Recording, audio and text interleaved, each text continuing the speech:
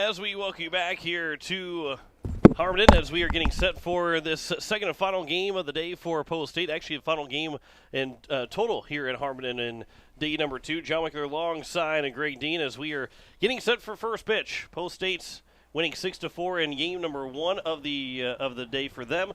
They are now in the spot, Greg, where if they win this game against Sioux Falls West, they are into the quarterfinal round, taking on the Harrisburg pool winner tomorrow night.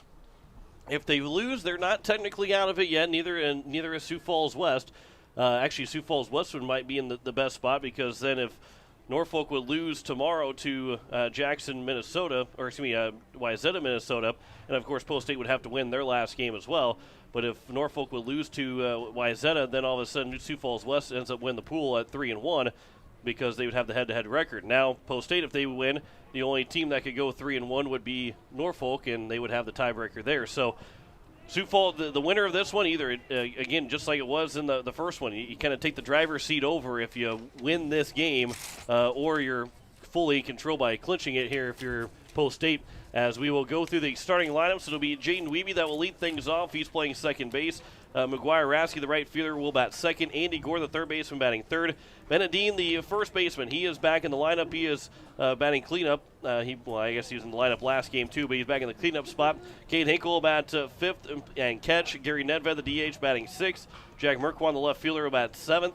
Matthew Hansen, the shortstop, batting eighth. And Elliott Life will be the catcher, the center fielder, as he bats ninth for the Eights here in game number 2.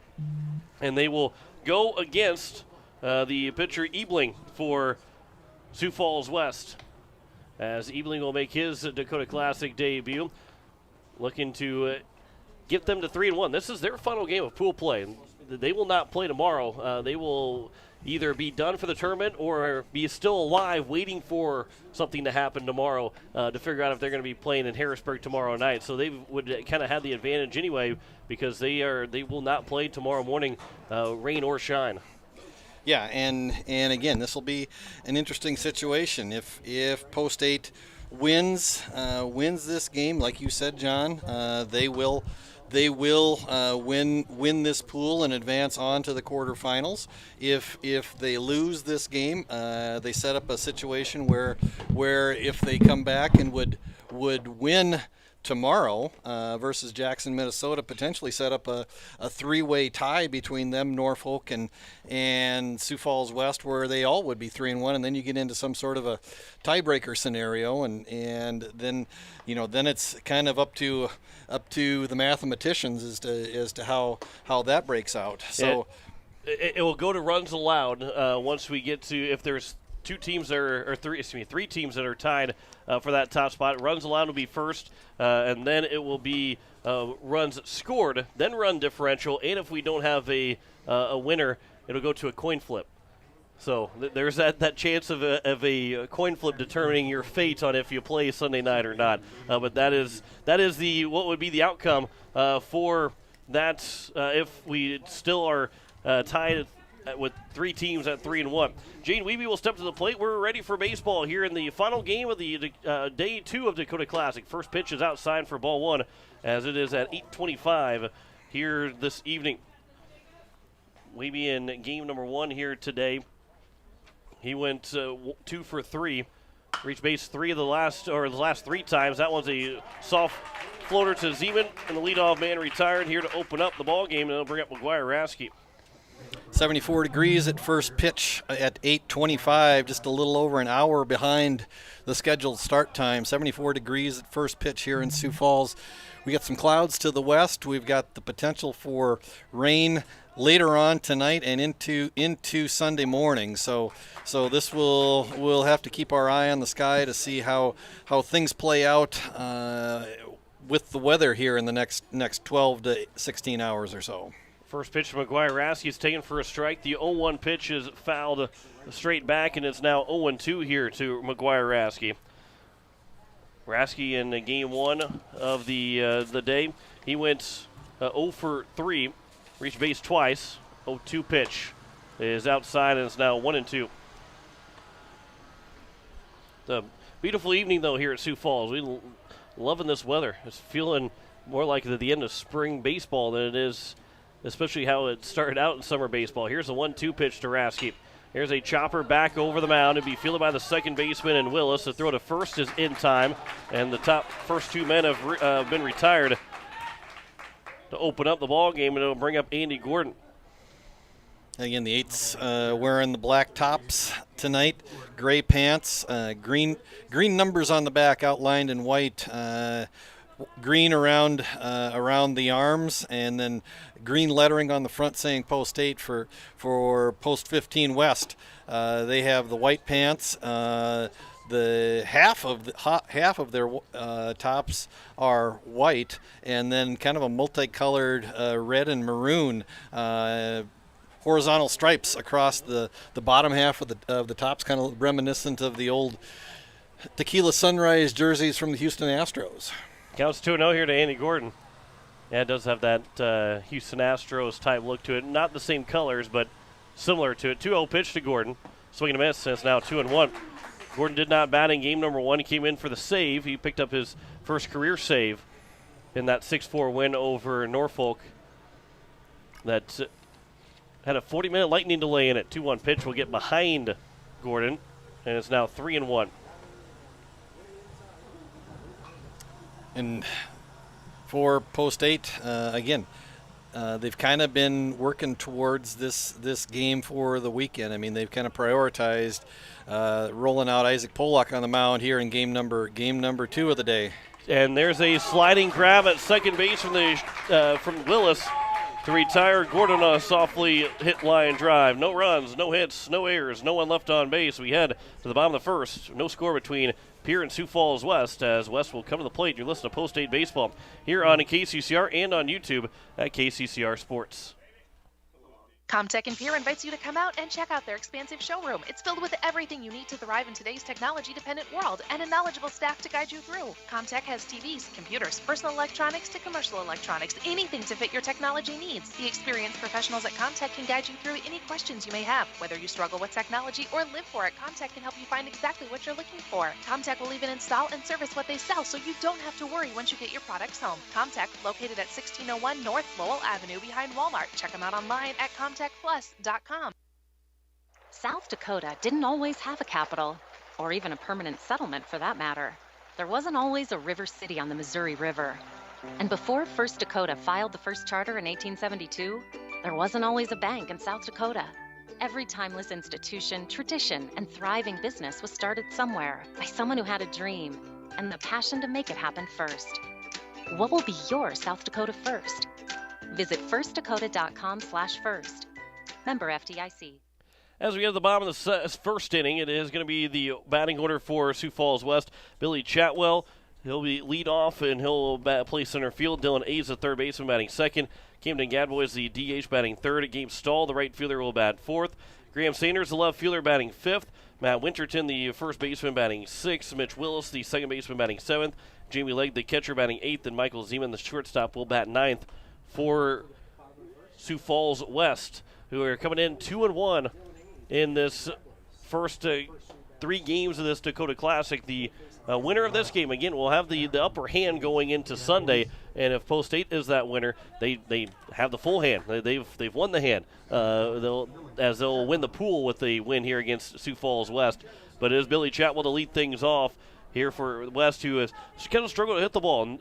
There's a couple of guys in the order that have gotten multiple hits. Actually, only 3 guys for Sioux Falls West so far have gotten multiple hits through the first 3 games. First pitch to Chatwell is taken for strike 1 from Isaac Pollock. Sioux Falls West comes into this game 14-7 on the year and winners of 4 of their last 5. They defeated, got doubleheader sweep over Mitchell on Wednesday, winning 13-7, 8-3, beat Jackson, Minnesota yesterday 6-2 before suffering that 15-0 loss to Norfolk, and then beat Wayzata, Minnesota 9-1 earlier today. Counts 0-2 here to Chatwell. 0-2 pitch is outside, and it's now 1-2. Chatwell in the tournament 1 for 5 with an RBI through 3 games so far for West. Again, just not a whole lot of hits to go around. They were no hit yesterday in their final game. 1-2 pitch is popped up on the right side. Jaden Wiebe goes into shallow right field. He'll call for it. He'll make the catch. The leadoff man retired here in the bottom of the first. For Isaac Polak, his fourth appearance on the season, all starts, 19 innings pitched, has a 3-0 record, has only allowed 7 runs in those 19 innings, 5 of them earned, walked for 16 strikeouts, 1.84 ERA, and a whip of 1.05 for the senior. First pitch is swing and miss by Dylan Aids, the third baseman. He is one of those guys that has multiple hits. 4 for 8. He's been hitting the ball really well. A double to his credit. No RBIs so far, but a 4 for 8 performance through 3 games for Dylan Aids as the 0-1 pitch is upstairs and it's 1-1. The other 2 guys that have gotten multiple hits, Dexter Payne, Cody Moore, is not in the lineup here in the final game of pool play for Sioux Falls West. That has popped up at the mound. Polak will call for it. He'll make the catch. And the pitcher's an athlete. There's 2 away here in the bottom of the first inning. And to retire Dylan Aids is a little bit of an accomplishment because, like you said, 4 for 8 on the weekend, and then I think he was either 6 for 8 or 7 for 8 in the Mitchell doubleheader. So he's about as hot as you can get right now, and Polak got him to weekly pop out to the pitcher's mound. So here's now Camden Gadboys. The first pitch to him is taken high for ball 1. Gadboys, he is 0 for 5 so far in the tournament, still looking for that first hit.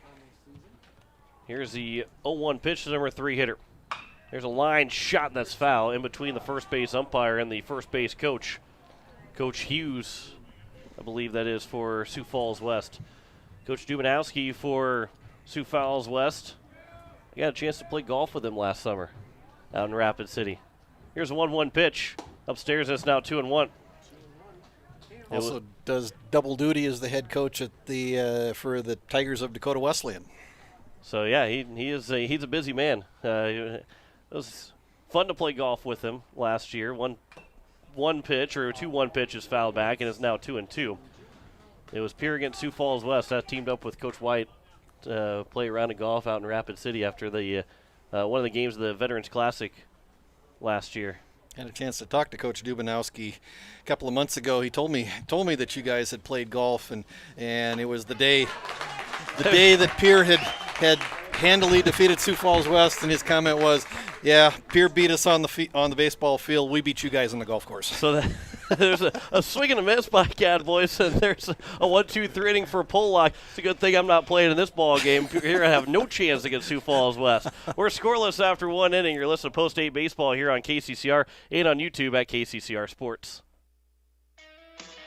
Do you need the Pierre Governor apparel for the big game? Or how about Stanley County apparel or Post 8 apparel? All-around graphics and Pierre is your place to go. Not only can you get your apparel, but they also do screen printing, jerseys, awards, and trophies. And did you know they can print and customize your signs? All Around Graphics can do it all. Located at 819 North Euclid Avenue or call 224-4677. All Around Graphics and Pierre, your one-stop shop. Agtegra in Highmore. We pride ourselves on providing our customers with reliable markets, superior services, and quality products. From corn and soybeans to spring and winter wheat, you can trust Agtegra in Highmore with all your grain handling needs. It's all about helping you achieve the best harvest possible. Call Agtegra of Highmore today at 605-846-1379. That's 605-846-1379. As we get to the top of the second, it is a scoreless game between Pierre and Sioux Falls West. John Winkler alongside Greg Dean. Bennett Dean, Cade Hinkle, and Gary Nedved will be the first 3 hitters for Post State. As Ebling had a 1-2-3 inning, it was followed by a Polak 1-2-3 inning. So we're still looking for our first base runner of this contest. First pitch to Dean is outside for ball 1. Now don't worry, I won't be swinging anything in the game here between Pierre and Sioux Falls West. Except all of your knowledge. That's a bad swing. Here's the 1-0 pitch. That's outside. It's now 2-0. Good non-swing from Dean. And all of your wit. That still swinging and missing by a long shot. Here's the 2-0 pitch. That is also outside, and it's quickly 3-0 here to Dean. He being in danger of walking that first man, will be the first base runner of the ball game. He put that ball on a tee, and I still swing and miss. 3-0 pitch is outside, and it is a 4-pitch walk to open up the top of the second inning. Yeah, we've talked about leadoff walks, and that always seems to be a dangerous situation for any pitcher. You just put yourself in a hole, and we'll see if the eights can make that leadoff walk hurt here in the top of the second. Here's Cade Hinkle, who went 0 for 4 in that ball game to beat Norfolk 6-4.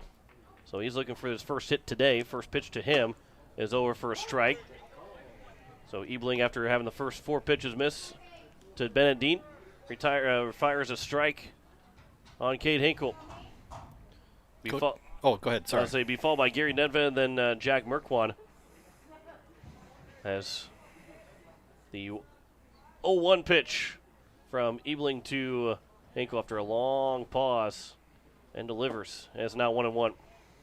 Coach White had called out the numerical sign and does it again, and so Dean checks his wristband. Hinkle actually has his wristband attached to his belt, and so he looks down at the front of his belt loop to see what kind of play Coach White has on here. Here's the 1-1 pitch, comes inside and is now 2-1. Well, the good thing too is it's out in the open a little bit more so than if you're on your wristband, but because you look down to it, anybody else that's looking at you is going to have to read it upside down to try and figure out what the play would be. Several of the post-8 players have started using that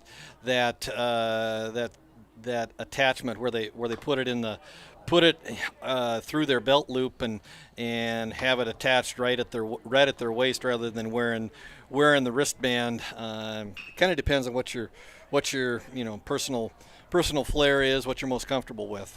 2-1 pitch was fouled back, so it's now 2-2 to Hinkle.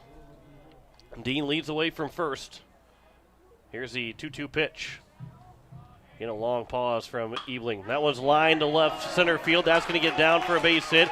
Dean will round second. He's on his way to third. The throw coming in. It'll be cut off, and nobody's at second base, so Hinkle will take second on the throw. It's a single, but it's second and third with nobody out for post 8. A good heads-up base running by both Dean and Hinkle, probably Hinkle more so just because of the fact that Willis, the second baseman, came over to about where the shortstop typically was in order to back up Zeman, who was the cutoff man. Willis actually ended up fielding the throw and wasn't anybody on second base, and so Hinkle just walks right into second base, and the Eights have runners in scoring position with nobody out here in the top of the second. Here is Gary Nedved. First pitch to him is upstairs for ball 1. Nedved only went 3 for 3 in game number 1 with an RBI. He walked one time, had 3 singles. Just a routine pedestrian day. 3 for 3 and a walk. Yeah, nothing too big there from Nedved. Here's the 1-0 pitch. Comes inside and it's now 2-0. Nedved, as you mentioned too last game, if you didn't hear it too, and I would totally agree with Greg Dean that Nedved is probably the hottest hitter for post 8. He's been swinging the hottest bat. A lot of hits for Nedved in the last several games dating back to last week. 2-0 pitch. Nedved will pop this one up, and of course, as soon as I say that, he'll pop it up and be retired for the first time here today. He's 0 for 1 as the third baseman Ames will make the catch. It's now Jack Merkwan. Should have waited until after his at-bat to say that. Yeah, the broadcaster's jinx comes into play once again. And here's Jack Merkwan. We won't say anything about Merkwan. Who is very, very cold right now. He's not swinging. No, I can't lie about that. He's been swinging the bat really well, too. But it's second and third here with one down. Jack Merkwan in game number 1, he went 2 for 4 with the 2 singles, each with an RBI. Here's the first pitch to Merkwan. On the outside edge, taken for strike 1. The big inning here for post 8. Second and third with nobody out. Now there's one down. Well, you'd love to score at least both those runners at second and third. Trying to use some productive outs if you have to, or at least one more productive out to get one of those runs in. Here's the 0-1 pitch to Merkwan. Comes on the inside edge, and that one missed inside, and it's now 1-1. Merkwan, the rising junior, we'll see a lot of him on the offensive side of the football for the Governors this fall. Actually, I think, if I remember right, caught a touchdown pass in the state championship game last year. He did, yes, from the classmate Lincoln Keenels. 1-1 pitch. There's a swing and a miss. Actually, a foul tip by Merkwan, and it's 1-2. He started spinning circles after he swung at that one.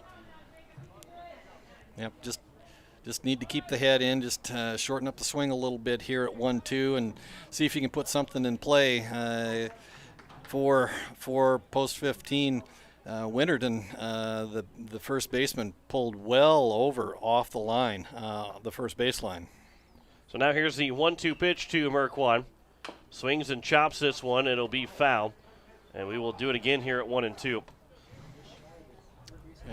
Winterton well off the line, actually on the around where the semicircle cut is over at first base. I mean, he's over on the grass, so he's probably 20 feet off the line. Aids even with the bag at third, middle infield, back and straight away. 1-2 pitch, swing and a miss by Merkwan, and there's now 2 down. And it's up to Matthew Hansen to bring in the first runs of the ball game here for Post State. And this scoreless ball game here in the top of the second. Hansen in game number 1 today went 0 for 2. A walk, a sac fly RBI. It was a ground out victim and also a fly ball to the second baseman. Here's the first pitch to Hansen. Upstairs for ball 1. Yeah, from Ebeling, the strikeout to Merkwan, off-speed pitch, kind of looked like a changeup, just up in the zone, and Merkwan chased and just wasn't able to make contact for the second out of the inning. Here's the 1-0 pitch. There's a high chopper off the plate to be fielded by the third baseman A's. The throw to first is in time, and the Post State unable to cash in after the first 2 guys were at second and third with nobody out. The last 3 retired.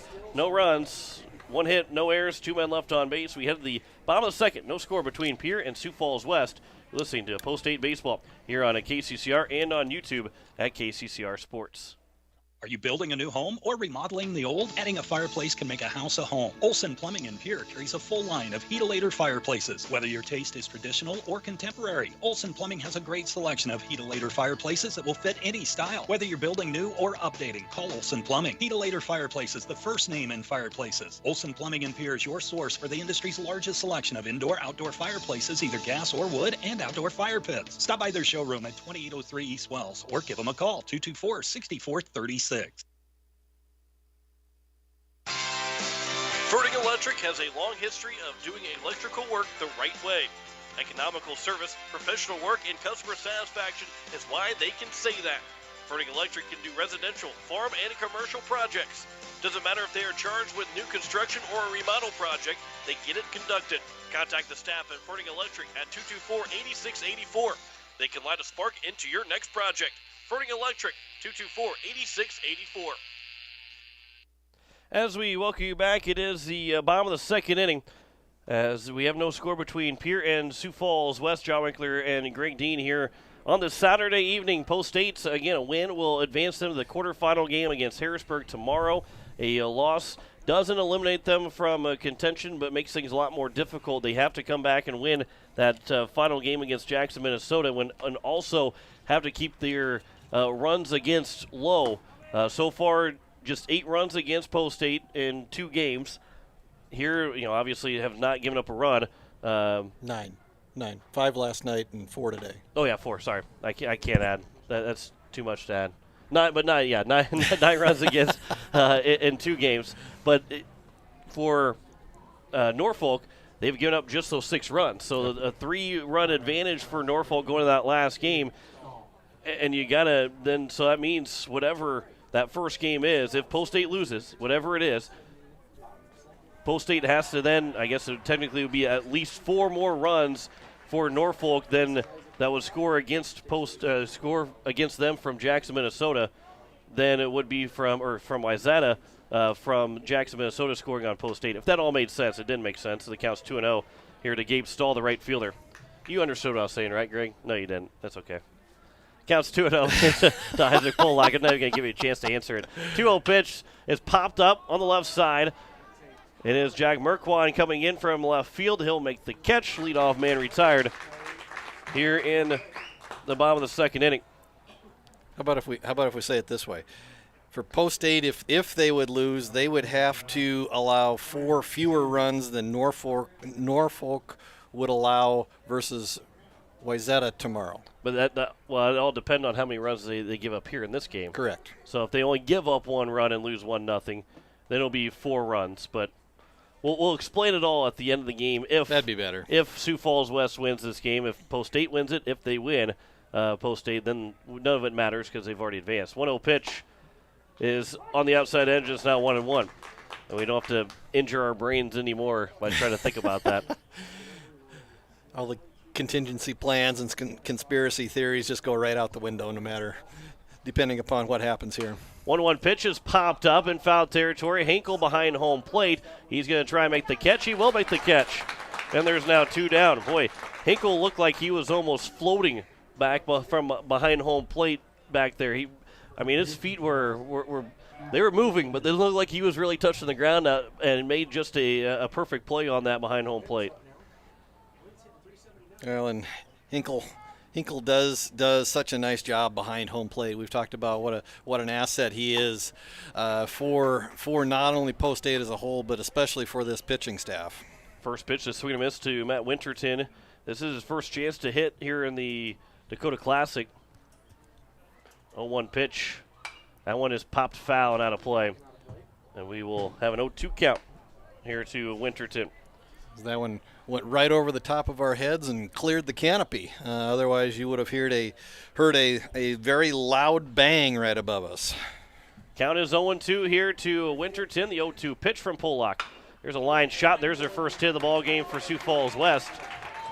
And it will extend the inning to Mitch Willis with a runner on first, the first base runner here for West in the ball game. Mitch Willis, the second baseman, will come to the plate. Willis also swinging the bat for the first time. And for Isaac Pollock, his biggest strength is he's just always right around the plate, and he tends to live low in the zone, and that's really one of his big pluses is that everything he throws moves, and so you just really have a hard time squaring up a ball if you're an opposing hitter. First pitch was fouled right off the mask of Hinkle, and it's 0-1. Willis, the second baseman here in this ball game for West. Here's the 0-1 pitch. That is taken for a strike. It is now 0-2. An off-speed pitch there from Pollock. As we talk about Cade Hinkle, I think it's going to be just habit for Coach Brian White next year that he's just going to probably for the first couple of games continue to just pencil Hinkle's name into that catcher slot.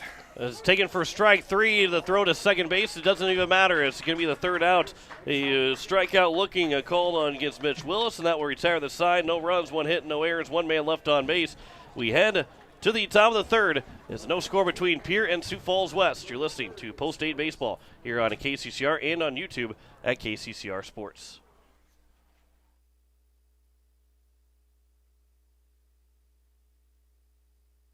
Are you driving a 2014 or newer vehicle? Are there less than 100,000 miles on it? Gateway Ford Lincoln Toyota in Pierre is prepared to give you top dollar. Again, if your ride is 2014 or newer with less than 100,000 miles, Gateway Ford Lincoln Toyota will give you top dollar for it right now. Trade it in or sell it to us. Doesn't matter. Your vehicle has never been worth more than it is right now. Stop in at 518 East Sioux Avenue in Pierre. Call 605-224-7378 and visit gatewayflt.com. Overhead Door Company of Pierre is a locally owned business specializing in the sale, service, and installation of residential and commercial garage doors. They provide quality, dependable products with constant service and the peace of mind you need. Overhead Door is one of the most recognized and most respected brand in the garage door industry. For installation and repairs, call Overhead Door Company today at 224-6200. That's 224-6200. Top of the third inning, no score between Pierre and Sioux Falls West. John Winkler alongside Greg Dean as it will be for Post State 9-1-2. LA Live, Jaden Weeby and McGuire Raskey. Anybody reaches, it'll be the number 3 hitter and Andy Gordon. As the eights are looking to go to 3-0 here on the early Dakota Classic. If they do win this game, they will clinch the West Pool and advance to Harrisburg, face the Harrisburg winner tomorrow night. First pitch is over for strike one to Elliott Life. He will get his first at-bats. He was in the leadoff spot yesterday, hit a leadoff triple for Post State. Here's the 0-1 pitch to Life. On the outside edge, and it's now quickly 0-2 here to the center fielder. What we've seen out of the home plate umpire is that it looks like the zone may be a little wide tonight. That outside corner may be open, the inside corner maybe not so much. The 0-2 was well outside and in the dirt. That was a good stop there by Jamie Legg, the catcher. Here's the now 1-2 pitch. Outside, and it's now 2-2. It is Sanders in left, Chatwell in center, Stoll in right, Aids at third, Zeman at short, Willis at second, Winterton at first, Legg behind the plate, and Ebling will deliver the 2-2 pitch to Life. That one misses low, and it's now 3-2. So from 0-2 to 3-2 without Life having to swing the bat. The number 9 hitters playing the leadoff role with the leadoff man on deck. Here's the 3-2 pitch. Upstairs, and it is going to be a leadoff walk from 0-2 to a 4 straight pitches for balls, and it's now runner on first, nobody out here in the top of the third inning. And Eights are not able to take advantage of the leadoff walk in the top of the second. We'll see if they can do something here with a leadoff walk in the top of the third. It'll be Jaden Weeby that come to the plate, second baseman here for Post State, 0 for 1. Popped out the shortstop, Zeman in his first at-bat. First pitch is over for strike one. Weeby in game number 1 went 2 for 4. His last 2 at-bats were base hits. Actually went 2 for 3. Drew a walk in there as well. Here's the 0-1 pitch. Instead, Weeby will call time after a long pause from Ebling. We talked about a little earlier in game number 1, championship field here at Harmondon Complex. Probably one of the bigger fields that Post State will play on. 330 down each line, 410 to straightaway center. 0-1 pitch comes inside and nearly gets Weeby. He's able to bail out of the way, and the count's now at a ball and strike. And there's a batter's eye. The fence here is probably about 8 feet tall, and then there's a batter's eye above the middle section above that 410 sign that probably makes that 410 fence probably 16, maybe 20 feet. There's a ground ball to the left side. Zeman will field, throw to Willis to second for 1. Back to first is not in time, as it was off the glove of the first baseman. Wasn't going to be in time anyway. And Weeby is safe at first, so go down as a fielder's choice. 6-4 on the putouts, and there's one down here in the top of the third inning. And I'll bring up McGuire Rasky. Rasky's 0 for 1. He grounded out to the second baseman in his first at-bat. Each team with just 1 hit so far in this game as we get into the third inning. A couple of well-pitched games so far by Ebling and Pollock. Here's the first pitch to Rasky. Well, come in and hit him right above the waist. On the side, and it's now first and second here with the 1 down. He's a wrestler and a football player. He knows what getting hit is like. Yeah, he usually, though, he likes to be able to have a little bit of force back to that whatever's hitting him. But it'll bring up Andy Gordon with a runner in scoring position here, 1 down the top of the third. Gordon had a soft liner to the second baseman in his first at-bat. 0 for 1 so far. Here's the first pitch from Ebling to Gordon. That one will bounce to the dirt. Weeby takes off for third. A throw to third base will get him. Weeby thought it got away a little bit farther from where it did from the catcher and Legg, and he is thrown out at second base, so the Eights run out of a person in scoring position. And now 2 down here in the inning. Rasky's still over at first base.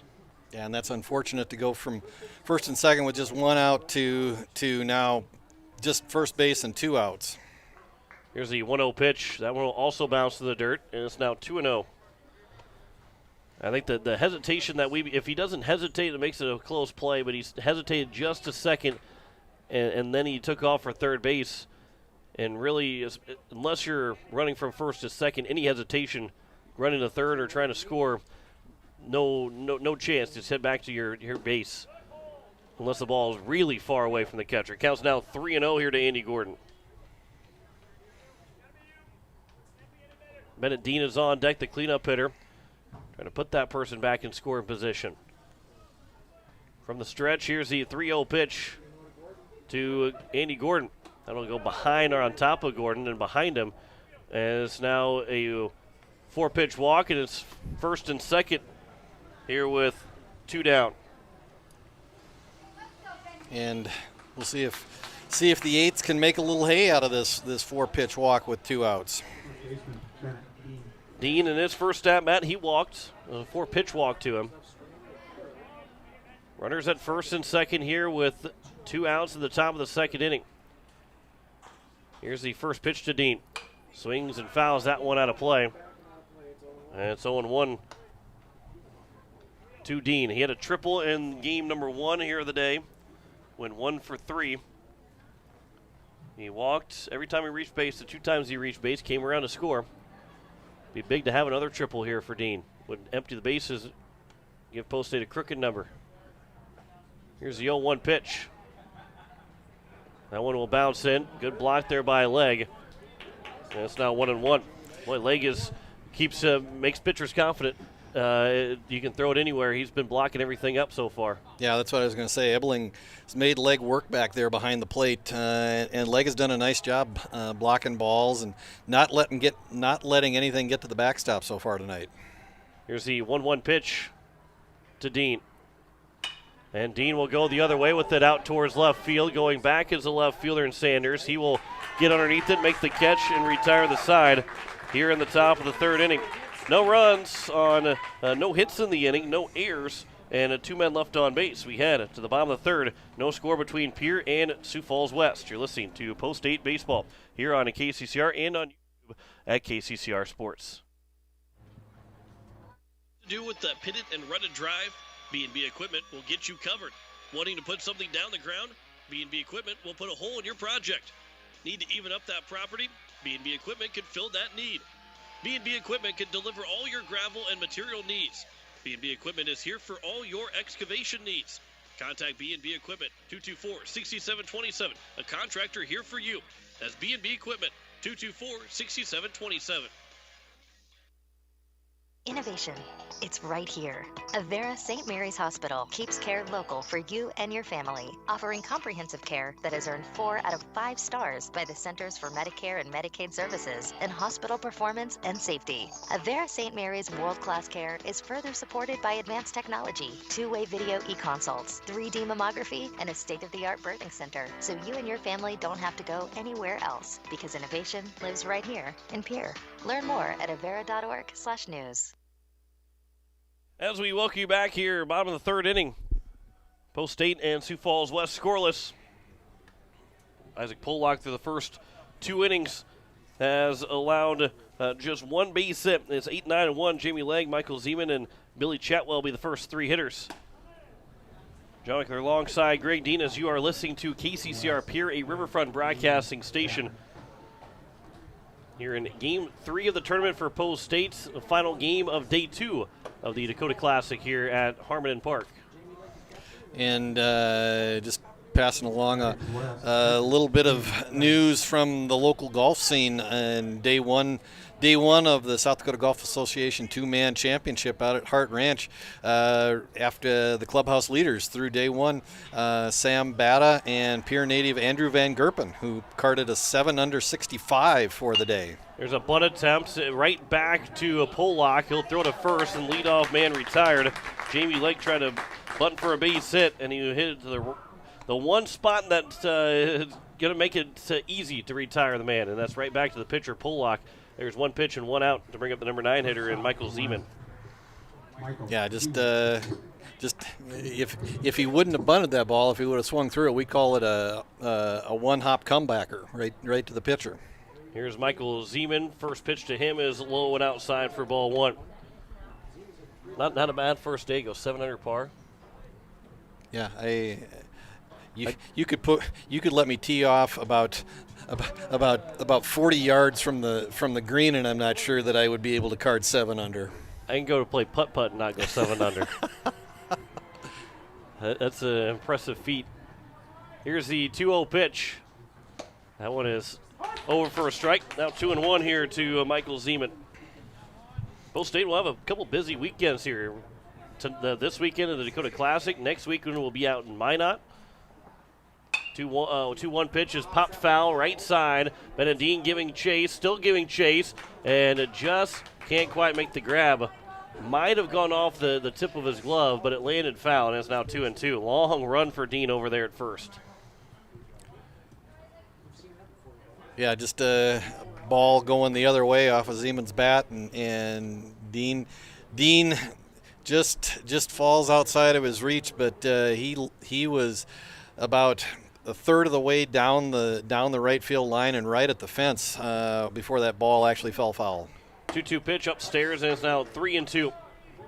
Isaac Bullock, his last time out, threw a 76 pitch shutout, complete game against Sturgis, which allows him to be able to pitch here in this game. 3-2 pitch, swinging a foul tip, goes back to the screen, and it will remain at 3-2.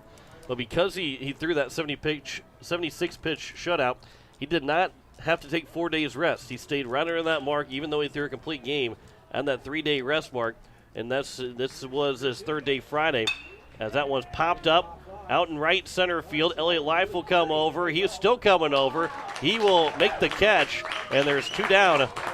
And a long run for Elliott Life to make the grab, but there are 2 away here in the bottom of the 3rd inning. Yeah, and that was a ball that just kind of got up and just kind of kept tailing, and when it first went up, I thought that this is going to be an easy play for Life out in center field, but just kind of kept tailing away, and luckily Life has pretty good wheels out there and was able to track it down and in the gap. So now we'll bring up the top of the order, and Billy Chatwell. Here's the first pitch to Chatwell, upstairs for ball 1. Chatwell, he popped up to Jaden Wiebe in his first at-bat in the shallow right field. Here's the 1-0 pitch. Outside now quickly, 2-0. Remember Chatwell from the high school season, member of the Sioux Falls Roosevelt high school team, and if I remember correctly, a young man who runs really well. So you want to try to limit his opportunities on the base paths. But it is a 3-0 count here to Billy Chatwell. And here is the 3-0 pitch. It is right down the middle. Chatwell is taking all the way, and it's now 3-1.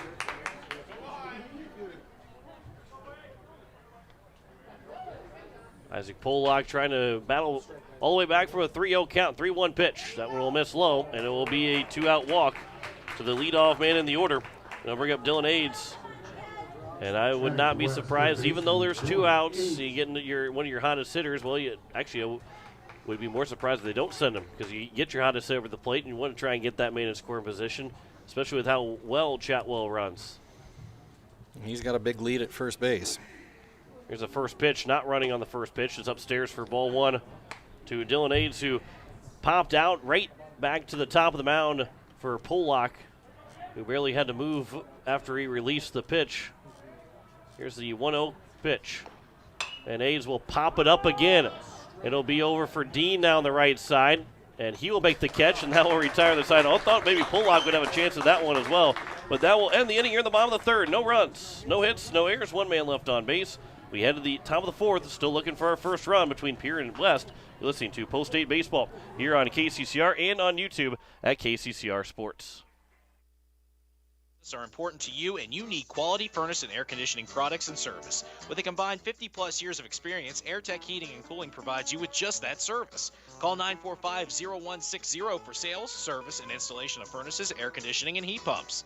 AirTech Heating and Cooling features the American Standard products. Sales, installation, and service. You want the best, and that's what you'll find at AirTech Heating and Cooling in Pierre.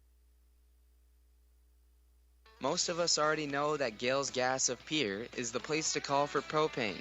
They offer an automatic fill plan so you never have to worry about running out of propane. They accept debit and credit payments or a budget payment plan to spread out the cost throughout the year so you never have surprises when you get your bill.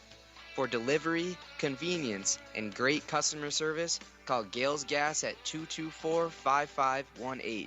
That's Gales Gas at 224-5518. Top of the fourth inning, no score between Pierre and West. John Wickler alongside Greg Dean. As we're past the 9 o'clock hour, it will be for Pole State. Here in the top of the fourth inning, 5, 6, and 7, Cade Hinkle, Gary Netved, and Jack Merkwan. He might reach his base. Matthew Hansen will come to the plate.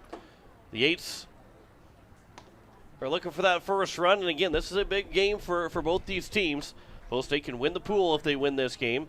Sioux Falls West will somewhat take the driver's seat. They would need Norfolk. If Norfolk would lose to Wayzata tomorrow, then they would win the pool if they win this game. Here's the first pitch to Hinkle. Will bounce in for ball one. But this, Post State, if they lose this game, they're not out of it. It will most likely have to see how the final game rolls before he could actually leave, as long as Pierre wins in that first game tomorrow. Quickly, 2-0 here to Hinkle.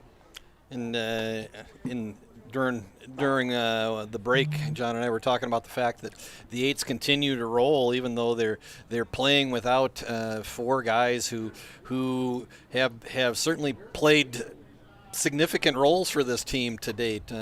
Lincoln Keenholz has some basketball commitments this weekend, so he is off playing summer basketball, getting ready for the basketball season. Brecken Kruger off with the Junior Legion, one of the dual roster players. He's out with the Junior Legion in Rapid City.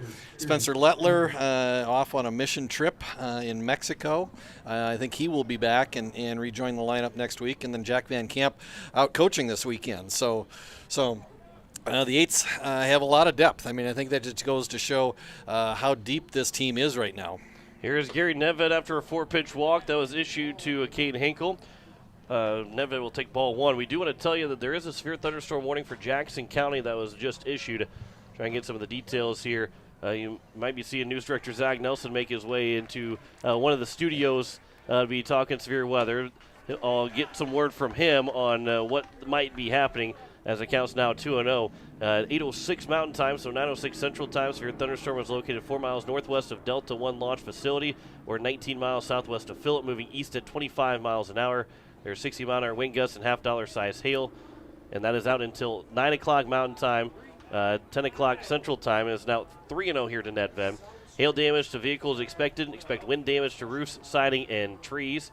Coach Heels will make his way out. We'll have a mound visit. Severe thunderstorm will be near Cottonwood and Delta 1 launch facility around 8:15 Mountain Time, so here the next 6 minutes. Cactus Flat and Minuteman Missile Visitor Center around 8:25 Mountain Time. And other locations of the path of the severe thunderstorm include Kadoka, and it includes I-90 between mile markers 113 and 152. I was going to say, it looks like the warning just gets right to the edge of the community of Kadoka, and there is a line of storms kind of right along the I-90 right now, and so kind of between I-90 and Highway 14 out in that eastern Pennington County area. So like you said, John, I'm sure Zach will keep the listeners abreast, keep us abreast, and then keep all of the listeners clued in as to how those storms move going forward. 3-0 pitch is over for a strike, and it's now 3-1 here to Gary Netved. We'll try and keep you updated as well here on KCCR. Here's the 3-1 pitch to Netved.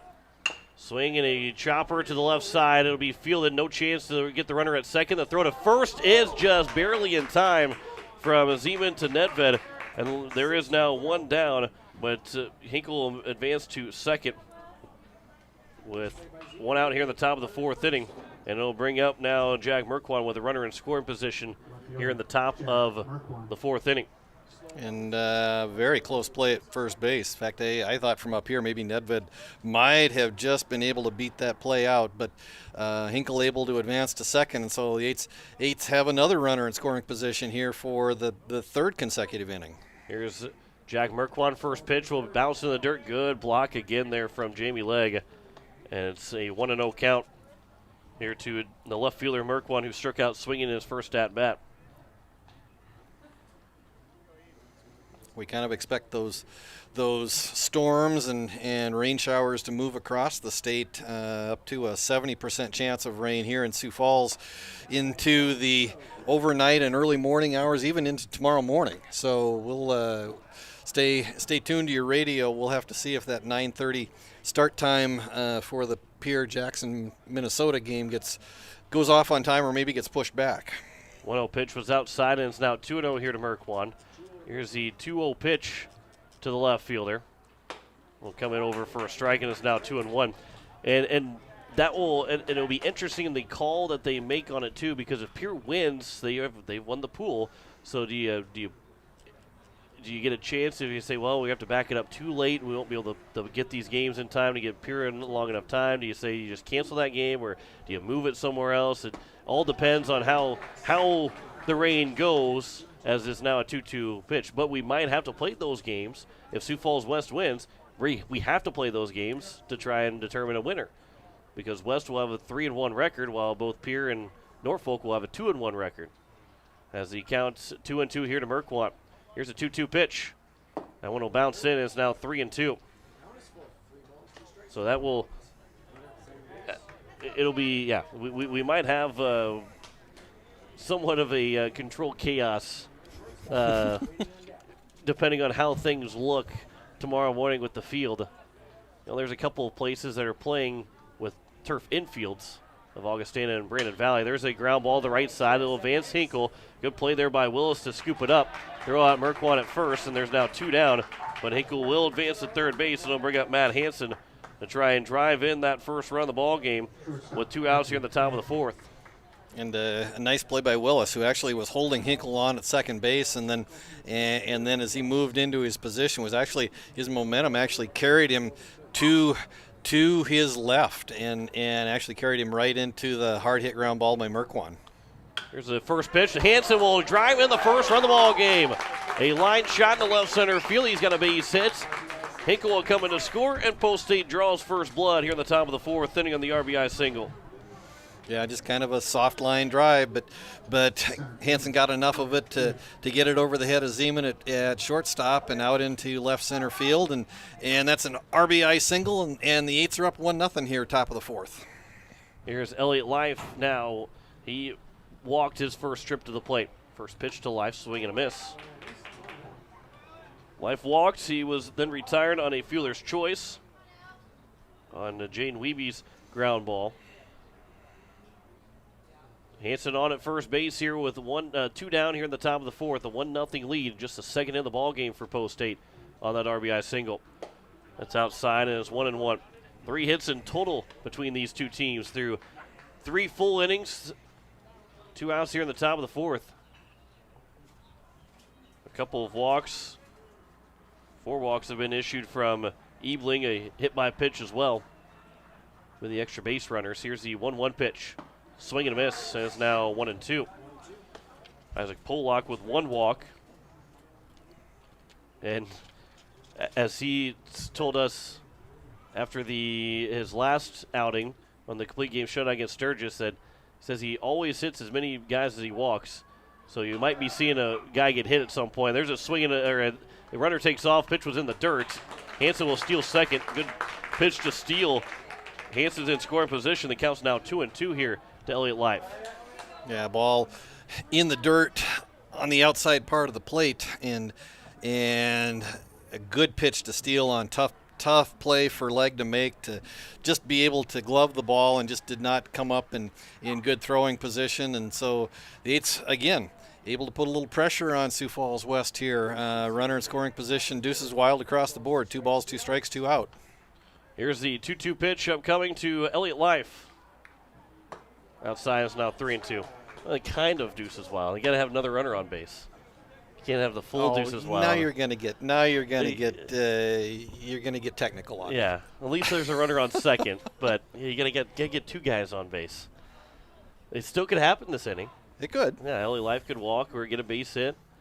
Bring up Jaden Weeby, get a 2-2 count. Here's the payoff pitch to Life. He'll swing at that one and foul it down the third base line. Good job by Life. That was a close pitch. Might have been called strike 3, might have been ball 4, but with 2 strikes, you don't take that risk and leave it to the umpire. And he fouled it away on the left side. We'll do it again here at 3-2. Hanson on at second. Here comes the payoff pitch again from Ebling to Life. Swings and misses, and he'll go down and swinging here in the top of the fourth inning. But Post State will get the first run of the ball game. No runs, or excuse me, 1 run, 1 hit, no errors, and 1 man left on base. We head to the bottom of the fourth. It is a 1-0 lead for Post State over West. You're listening to Post State Baseball here on KCCR and on YouTube at KCCR Sports. Are you building a new home or remodeling the old? Adding a fireplace can make a house a home. Olson Plumbing in Pierre carries a full line of heat-a-later fireplaces. Whether your taste is traditional or contemporary, Olson Plumbing has a great selection of heat-a-later fireplaces that will fit any style. Whether you're building new or updating, call Olson Plumbing. Heat-a-later Fireplaces, the first name in fireplaces. Olson Plumbing in Pierre is your source for the industry's largest selection of indoor-outdoor fireplaces, either gas or wood, and outdoor fire pits. Stop by their showroom at 2803 East Wells or give them a call, 224-6436. Ferding Electric has a long history of doing electrical work the right way. Economical service, professional work, and customer satisfaction is why they can say that. Ferding Electric can do residential, farm, and commercial projects. Doesn't matter if they are charged with new construction or a remodel project, they get it conducted. Contact the staff at Ferding Electric at 224-8684. They can light a spark into your next project. Ferding Electric, 224-8684. Bottom of the fourth inning. It is a 1-0 lead here for Post State. Joe Eichler alongside Greg Dean as the Eights have that 1-0 lead thanks to a Matt Hansen RBI single with 2 outs in the top of the fourth, as it will be 3, 4, and 5 for Sioux Falls West. Gadboy, Stahl, and Sanders to be the first 3 hitters. He might reach his base. It'll be Winterton, who's got the lone hit so far. Chatwell drew a 2-out walk. That's all that we've seen so far from West in terms of getting on base. Gadboys struck out swinging in his first at bat. Here is Isaac Pollock still on the mound. 3 shutout innings. Here's the first pitch. And Gadboys will foul it out of play, and it's 0-1. Trying to remember now how many, because he went 6 innings before that Sturgis outing. And trying to remember how many consecutive zeros that he's got. Maybe we should wait until after the game's over to tell you that answer. 0-1 pitch is outside, and it's now 1-1, or at least until his outing is complete. I think that's probably a good idea, the way that our broadcasters' jinxes have worked this year. But that's the thing. Here's the 1-1 pitch. Gadboys will swing and miss. It's now 1-2. Last game, I said a ground ball could get you out of the inning, and the 2 seconds later, there was a chopper for a 6-4-3 double play to get out of the inning. Here's the 1-2 pitch. And that's outside, and it's now 2-2. But this isn't, we're not sitting here saying no maybes, no maybes, no maybes, stop and trying to press our luck. As here's the 2-2 pitch. That one's popped foul, and we'll roll on top of the press box and roll all the way down. Let's just put it this way. Isaac Pollock's been very effective so far this year. Yeah, he has. He's been Post State's best pitcher so far this year. Here's a 2-2 pitch. That one's fouled back. And that's with the likes of what Lincoln Keenels has done, what Bennett Dean has done, what a lot of these pitchers have done, and we're saying Isaac Pollock's the best pitcher. That's what we want to give. That's exactly the praise we want to give to Isaac Pollock. 2-2 pitches upstairs is now 3-2 because he has done every bit of deserving of that accolade right now of being Post State's best pitcher. Here's a 3-2 pitch to Gadboys. He'll swing and foul that one out of play, and we'll do it again here at 3-2. Pollock came inside with a pitch to Gadboy and just turned on it and rifled it down out of play on the right field side. 3-2 pitch, leadoff walk. Missed high and outside. It's the second walk issued by Pollock. And Gadboy's on first with the Gabe Stahl coming to the plates. Stahl's 1 for 4 so far in the tournament. 2 RBIs, a double to his credit. He is 0 for 1, flew out to left fielder Merquan in his first at bat.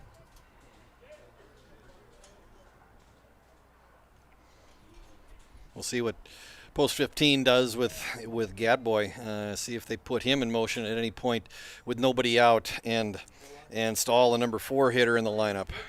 First pitch is popped up on the right side. Bennett Dean's calling for it. And then now Hinkle will call for it to make the catch. I think Bennett Dean lost it right away. I was looking at Dean over at first base. Hinkle will make the ground. There's one down. But watching Dean, he looked like he was underneath it. Then he was sitting there going, I mean, the way he was moving, you could tell that he was like, I have no idea where this ball is at right now. And Hinkle was able to make the catch. And there's one down. Yeah. Kind of reminded me of a time back when I was playing amateur ball, and our third baseman at the time, we're playing a day game, and he lost a pop fly just like that in the sun, and as he was trying to tell everybody, the words got jumbled, and it came out a mixture of I can't see it and I don't got it, and it came out I can't got it. The 1-0 pitch is taken for a strike. It is now 1-1. Just kept saying it over and over. I can't got it. I can't got it. Graham Sanders, he counted as 1-1 to Sanders. And, boy, English teachers, they don't like that story. I don't think any English teacher liked that story. 1-1 pitches over. It's not 1-2. Maybe they will like it and use that as a bad example. As a bad example, yeah. I can't got it. I can't got it. Here is Graham Sanders, 1-2 count. He popped out behind home plate to Hinkle in his first at-bat. Here's the 1-2 pitch. Just a bit outside, and it's now 2-2. Winterton, the lone hit so far for West, is on deck. It's a tough take from Sanders at 1-2. Pitch just off the outside corner, and like we said, the ump has been pretty friendly on the outside corner to the pitchers all night. 2-2 pitch. That one will miss, and it's now 3-2 here to the number 5 hitter, 5 hitter Graham Sanders. If you're looking for severe weather coverage, News Director Zach Nelson will be on the FMs here in about 5 minutes. The lone severe warning right now in our listening areas out in Jackson County. 3-2 pitch, runner takes off, a swing and a miss, and I think that's going to be catcher's interference on the batter on the swing, so he is out at second, and that will end the inning. The swing brought him through in front of the plate, and on the throw, even though the swing brought him through, that's still considered interference. And the runner is out at second trying to steal, and that would end the inning. And Sioux Falls West will run themselves out of this inning. I mean, not even run themselves out of this inning, just a odd strike them out, throw them out to end the bottom of the fourth inning. It is a 1-0 lead for Post State here after 4 innings. We head to the top of the fifth. No runs, no hits, no errors, no one left on base. We have a 1-0 lead for Post State. You listen to Post State Baseball here on the KCCR and on YouTube at KCCR Sports.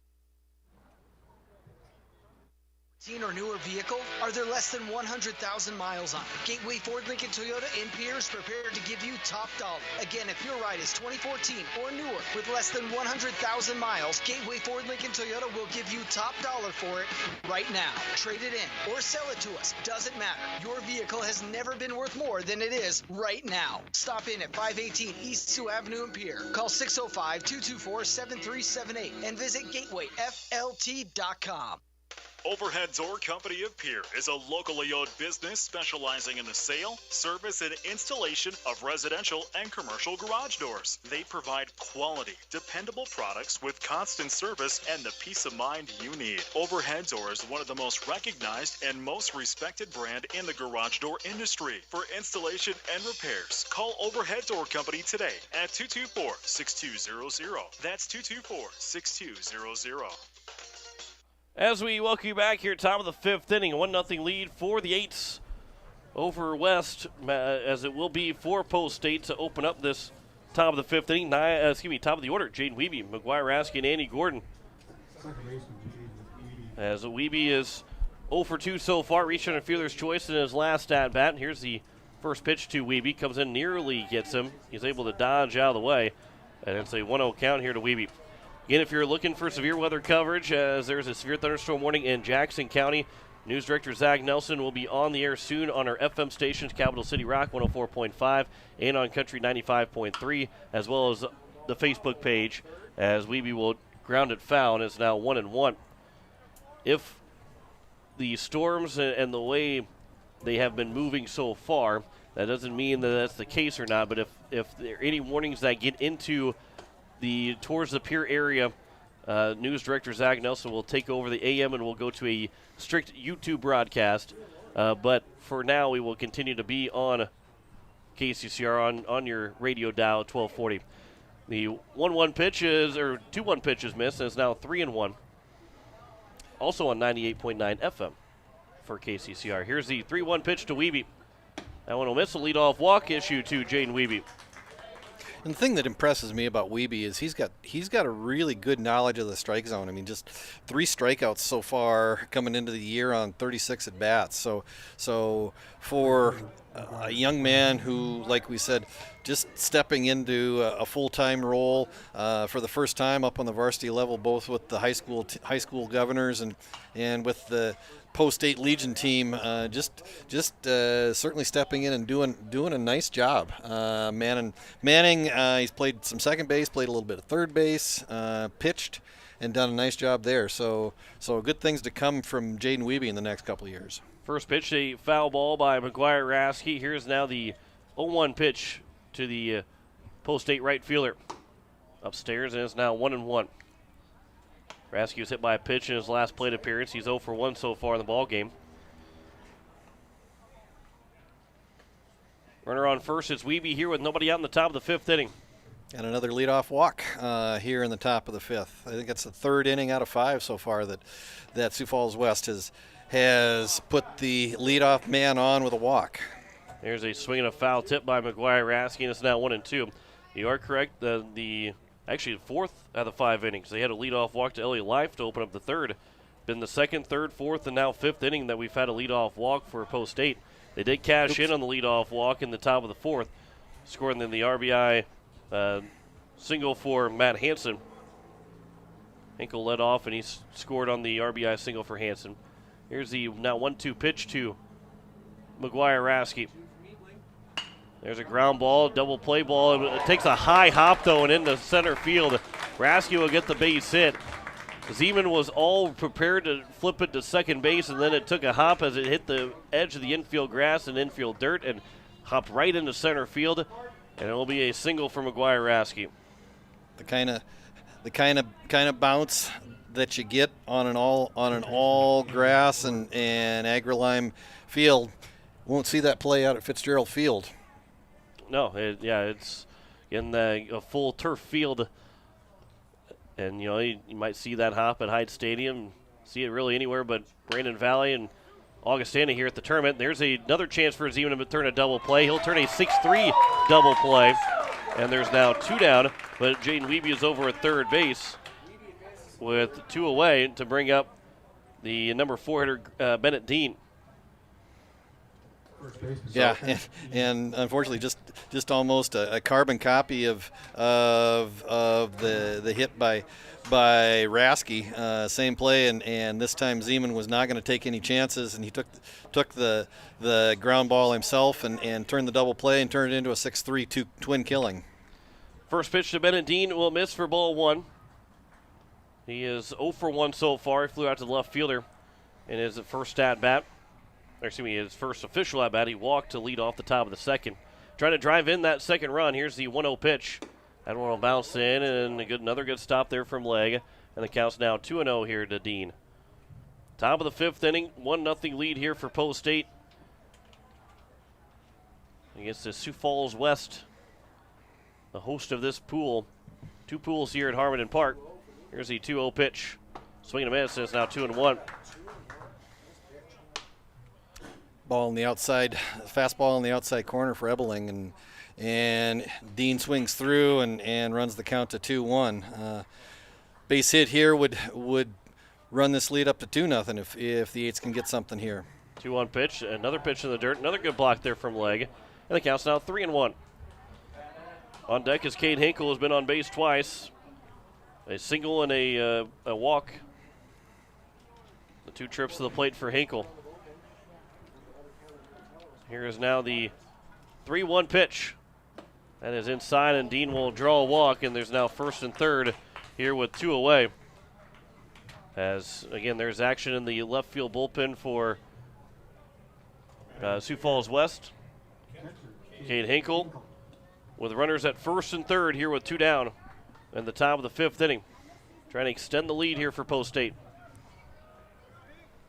Cannot see who that is warming up out in the left field bullpen. Numbers on the Sioux Falls West jersey, a little tough to read. Dark blue on the dark red, even though the numbers are outlined in white. Just a little tough to see, especially from a distance. It is Carter Porter that is warming up for Sioux Falls West as the first pitch to Hinkle is taken for a strike. And he's 1 for 1, a single and a walk. The 2 times that he has been on base for Post State. Here comes the 0-1 pitch here from Ebling to Hinkle. Comes inside, another good block from Legg. Boy, oh boy, has he been just fantastic for Sioux Falls West here behind the plate. And this is just, I will say just in this game, I'm sure this is an outlier of a game. I think he's probably good all the time, but he's been really sharp behind the plate, blocking of everything for West. Here's the 1-1 pitch now to Hinkle.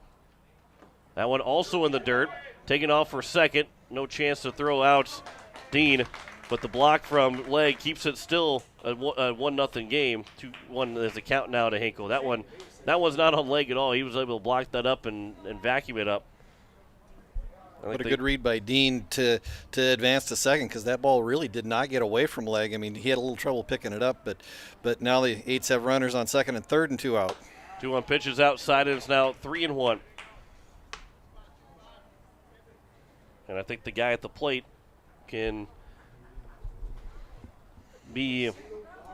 knows how hard it is and can admire the work that Legg has done behind the plate, because Hinkle works just as hard as anybody else in the state of South Dakota in Legion baseball. 3-1 pitch is outside. It's going to be a 2-out walk issued.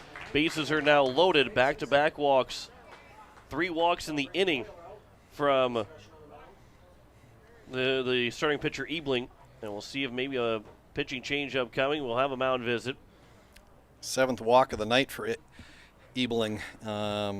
Bases now juiced with 2 outs, and brings to the plate Gary Nedved. So big at bat coming up. Ebling has thrown 89 pitches on the night. So even though he's gone through 4 2/3. Gone through 4 2/3, beginning to push up towards the upper limits of his pitch count. Probably the way things are going, will not.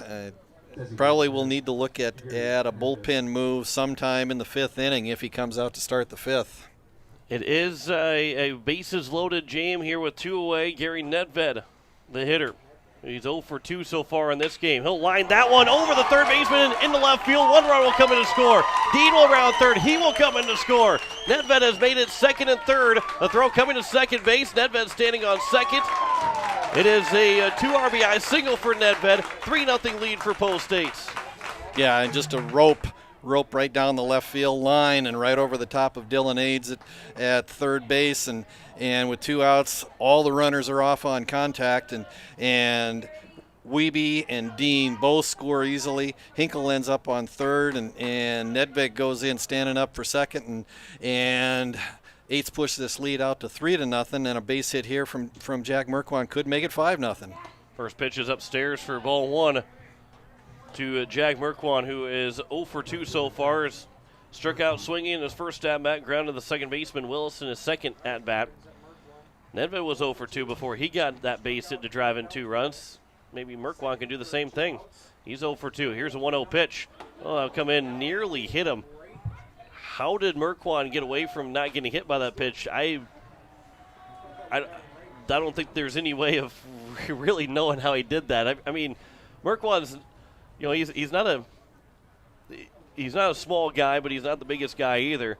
And I think he was able to shrink himself probably by another 5 to 10 pounds right there to avoid you being hit by that pitch. I don't know how he avoided that, but the count's now 2-0 here to the left fielder. He danced out of trouble is what he did. Well, he tiptoed out of danger. He did not do the salsa. I don't remember how that conversation came about last time we were talking. 2-0 pitch. That one will be in the dirt, and it's now 3-0. Another good block from Legg. What a surprise that is, too.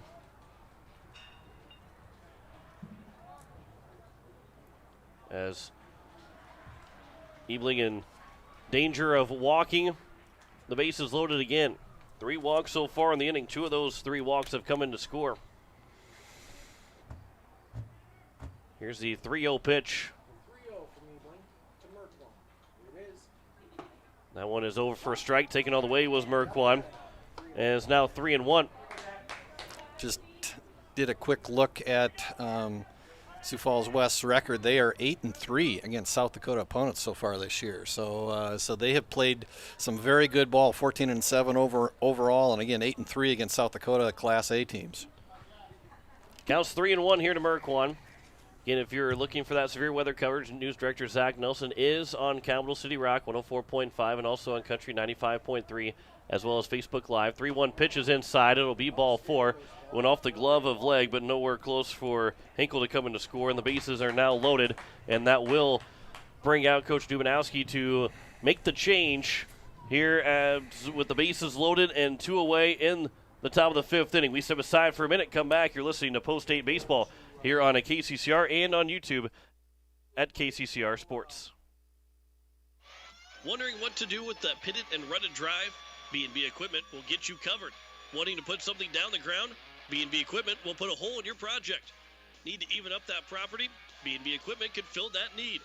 B&B Equipment can deliver all your gravel and material needs. B&B Equipment is here for all your excavation needs.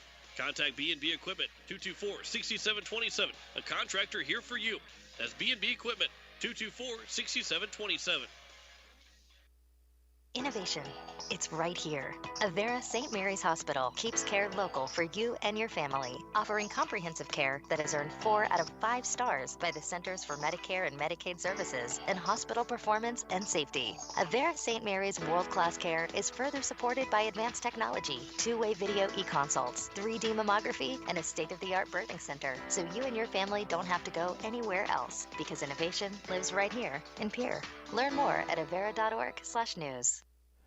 It is bases loaded here and a 2 away, top of the 5th inning. Carter Porter is now on the hill for Sioux Falls West in a 3-0 lead for Post State, and the bases remain loaded. Matthew Hansen will come to the plate. He had an RBI single last inning to give Post State that 1-0 lead. It's now a 3-0 lead, and Post State's trying to make the walks pay in this inning.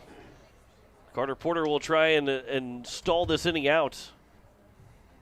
And really, this at bat against Hansen is one of the biggest ones of the ball game, and Carter Porter has no room for error. A walk will draw on a run, a base hit will draw on at least 1 run, if not 2. So he's going to go and retire Hansen right here in this game. Or Portner, excuse me, Carter Portner. Yeah, and so no place to go with him. Bases loaded, 2 outs here in the top of the 5th. Eights already have 2 runs across, thanks to the double off the bat of Gary Nedved, who continues to swing a hot stick right now, and brings to the plate up until the double from Nedved, Matthew Hansen, who, like you said, John, has the only other RBI, put the Eights out in front 1-0 in the top of the 4th. And again, before this at-bat starts, Jackson County has a severe thunderstorm warning out until 9 o'clock Mountain Time. The latest update had a severe thunderstorm located around over Minuteman Missile Visitor Center, 18 miles southwest of Phillip, moving southeast at 25 miles an hour. Got golf ball size hail and 68 mile an hour wind gusts with the storm. First pitch to Hansen is taken for a strike from Portner. 0-1 here to Hansen, who is 1 for 2 with an RBI single. That severe thunderstorm also includes mile markers 113 and 152 on I-90. Here's the 0-1 pitch. Hansen will watch that curveball go in the dirt, and good block there by Leg, and it's 1-1. News Director Zach Nelson, he is on Capital City Rock 104.5 as well as Country 95.3 and on Facebook Live with the severe thunderstorm warning. So if you're here on KCCR looking for severe thunderstorm warning, hop over to one of our sister stations, 104.5 or 95.3, or jump on at Facebook Live at today's KCCR, as it's now a 2-1 count here to Matt Hansen. Another good block there from Legg. I was just going to say, Jamie Legg is earning the stars tonight. I think there's only been 1 ball go to the backstop, and that was one that didn't matter. 2-1 pitch is upstairs, and it's now 3-1. A good hitter's count here for Matt Hansen to try and give Post State a 4-0 lead, if not maybe a 5-0 lead. Merkwan over at first base. He's got good speed, so a ball in the gap could even score him. From the windup here is the 3-1 pitch from Portner to Hansen.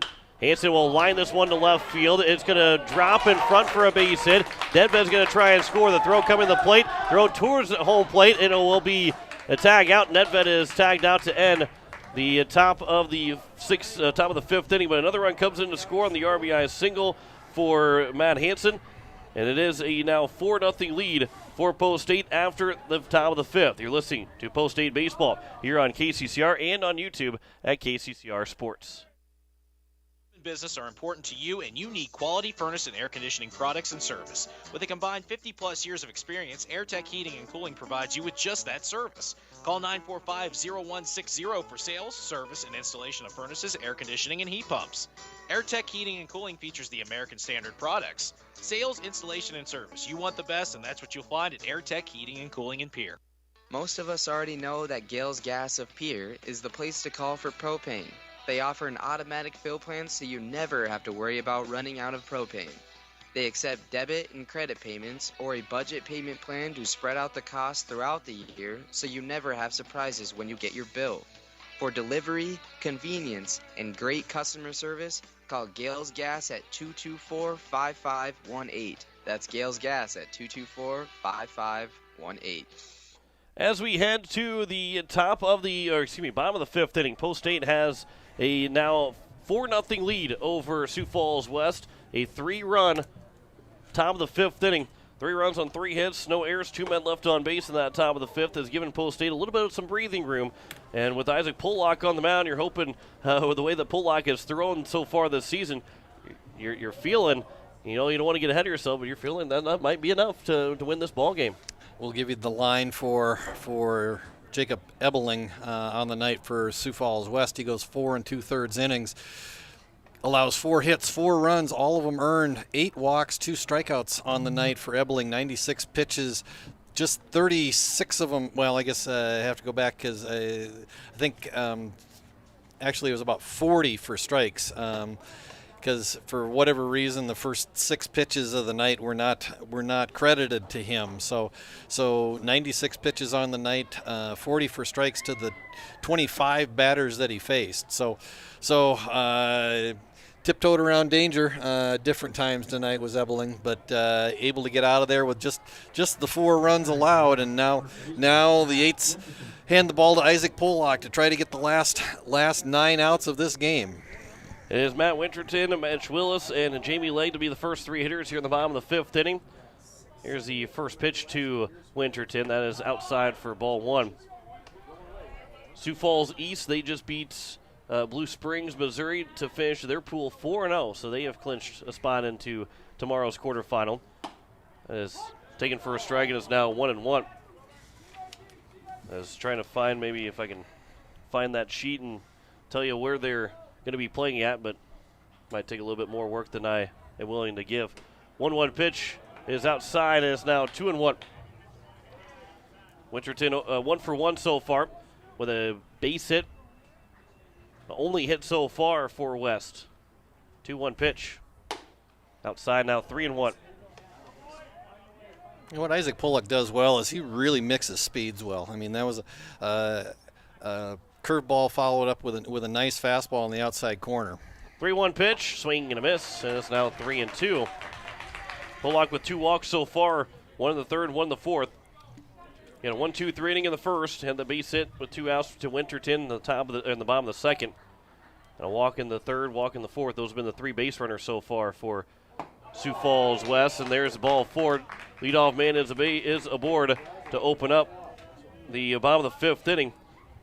Just 2 guys left on base so far for Sioux Falls West. Mitch Willis coming to the plate. That last inning, Graham Sanders struck out swinging and the momentum from his swing took him over in front of the plate. It obviously was not on purpose. He was not trying to do that, but the momentum brought him in front of the plate. The runner took off for second, and because of that, the runner was called out by an obstruction, and that's why the inning came to an end like it did. Gadbois was thrown out trying to steal second, even though the throw was nowhere close to getting Gadbois. First pitch to Willis is taken for a strike. Here's the 0-1 pitch. There's a swing and a miss, and it's now 0-2. Yep. Pollock does a nice job keeping the Sioux Falls West hitters off balance. They've really not been able to square any balls up. Winterton did get a line drive. He's got the only hit of the night for Sioux Falls West. 0-2 pitch is outside and is now 1-2. Here to Mitch Willis. Willis struck out looking in his first at-bat. Runner on first here with nobody out in the bottom of the 5th inning. Here's the 1-2 pitch. Ground ball. That is fair down the left field line. And Merquan will have to go cut it off. The runner will stop at second. And it's first and second here with nobody out. The second hit of the ball game now for Sioux Falls West. And they are now threatening here. First and second here with nobody out. And we'll see what Legg does here. The number 8 hitter in the lineup. Runners first and second, nobody out. Is this a potential bunt situation? We'll see. Gordon will probably stay back at third. He's back on the skin. Bennett Dean coming in as well. First pitch is over for strike one to Jamie Legg. He grounded back, or actually tried to bunt for a base hit in his first at-bat. It was thrown out, so he went right back to Pollock. 1-3 put out. 0-1 pitch. That one is popped foul and out of play. And it's now 0-2 here to Jamie Legg. Runners at first and second, nobody out here in the bottom of the 5th. Post State has a 4-0 lead. And again, a win here in this game clinches the pool. And it will advance to the Harrisburg tomorrow night to face the winner of the Harrisburg pool winner. If West comes back and wins, they don't clinch it yet. They don't have any more work to do. They got to wait for things to fall into their spot. 0-2 pitch is outside, and it's now 1-2. They would need some help with Norfolk either losing or giving up a lot of runs to Wayzata tomorrow. And they would also have to have Post State give up quite a few runs as well to Jackson, Minnesota. 1-2 pitch is taken on the outside edge and looked out for strike 3. There's one down. A big strikeout for Isaac Pollock, his now 4th of the ball game. And they'll bring up Michael Zeman. Yeah, just a nice fastball in the outside corner and froze Legg, who wasn't expecting that pitch, and Pollock gets strikeout number 4 on the game and gets the first out here in the bottom of the 5th. There's a strike 1 to Zeman, and Zeman flew out to the center fielder, Elliott Life, in his first at-bat. This will be the second time all the way through the order. He's the number 9 man in the order, so we'll go back to the top of the order for the 3rd time. As the 0-1 pitch is left upstairs, it's now 1-1. But, of course, with first and second, double play is an option for the Eights, trying to maybe have only the 2 times through the order through the first 5 innings. Here's the 1-1 pitch. Upstairs now 2-1. I think Elliott Life is the first arm out of the pen tonight, so if the Eights have to go into the pen, although that's just pitch number 72 on the night for Isaac Pollock, what you'll probably see is Pollock go into right field, and Life would come in from center. Rasky would move over from right to center if we get to that situation. 2-1 pitch, a swing and a miss, is now 2-2 to Michael Zeman. Billy Chatwell is on deck. Here's the 2-2 pitch. In the dirt, good block by Hinkle. And the count's now 3-2. Last thing you want is to walk the bases loaded here with the top of the order coming up. Pollock has allowed 3 walks so far. Here's the 3-2 pitch. That one is fouled out of play, so we'll do it again. Or as a balk called. Yep. A balk was called, so it's going to be second and third. Pollock did not come to sets.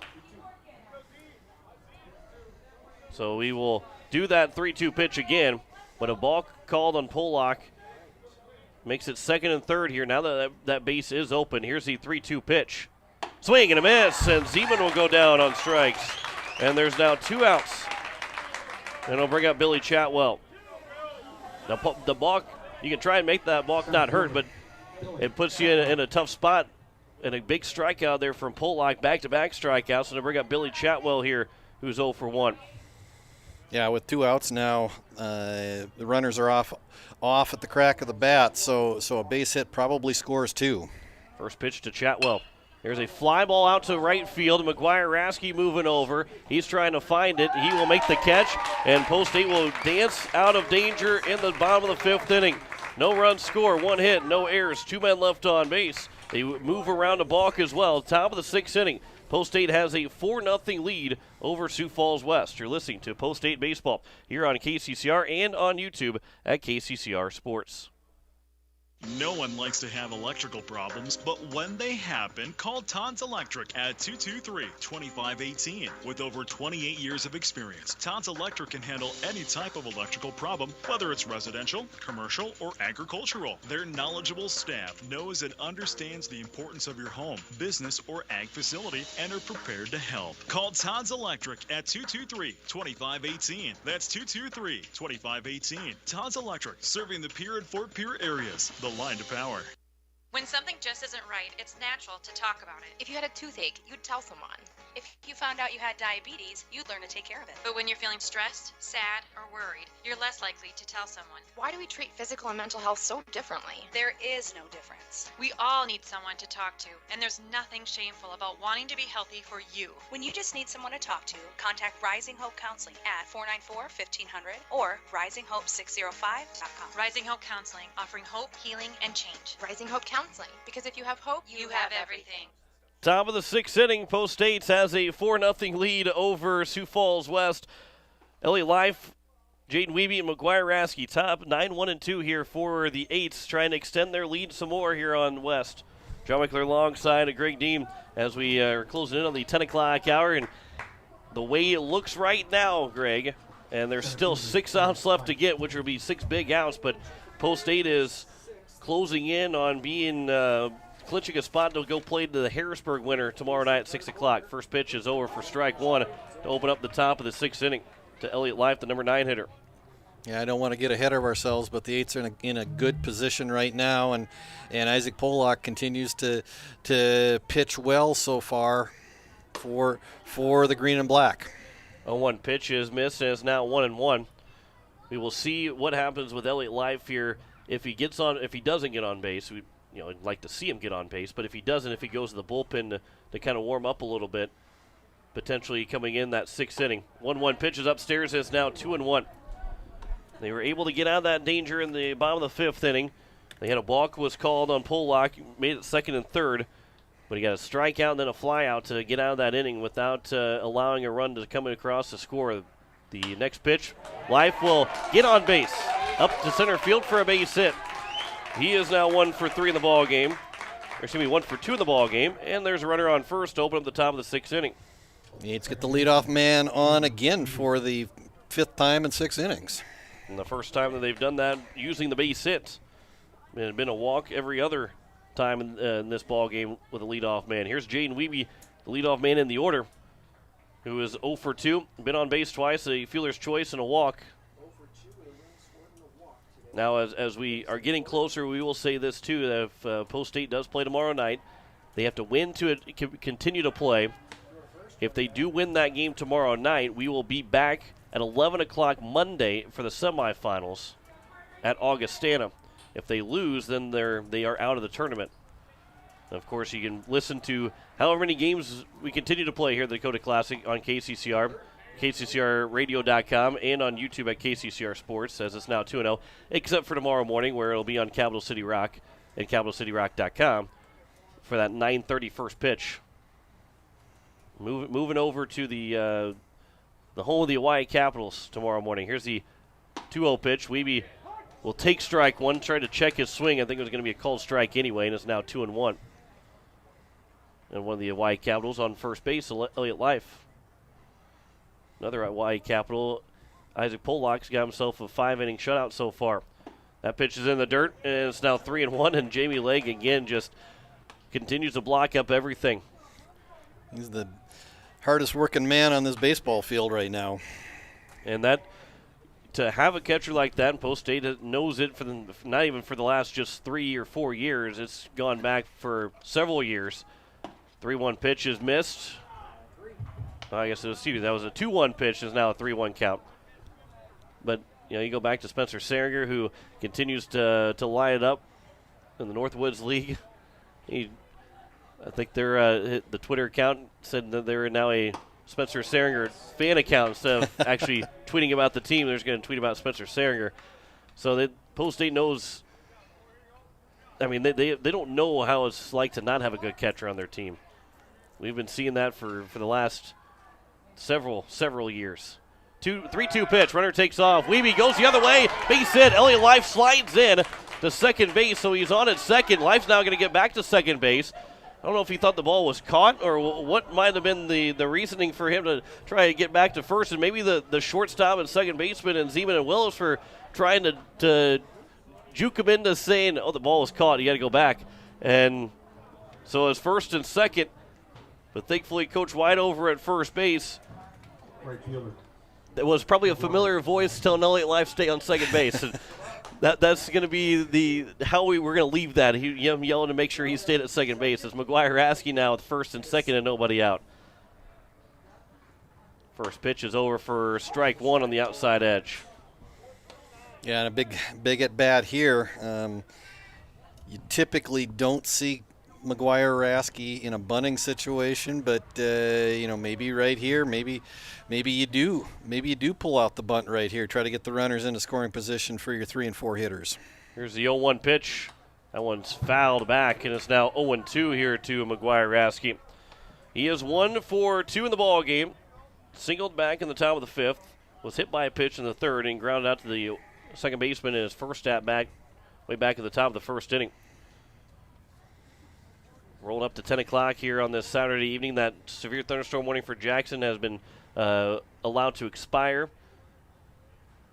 0-2 pitch. That one is chopped to the third baseman. It'll be fielded, running to the bag, and getting on the bag before Elliott Life could slide in. So it's going to be a fielder's choice for McGuire Rasky.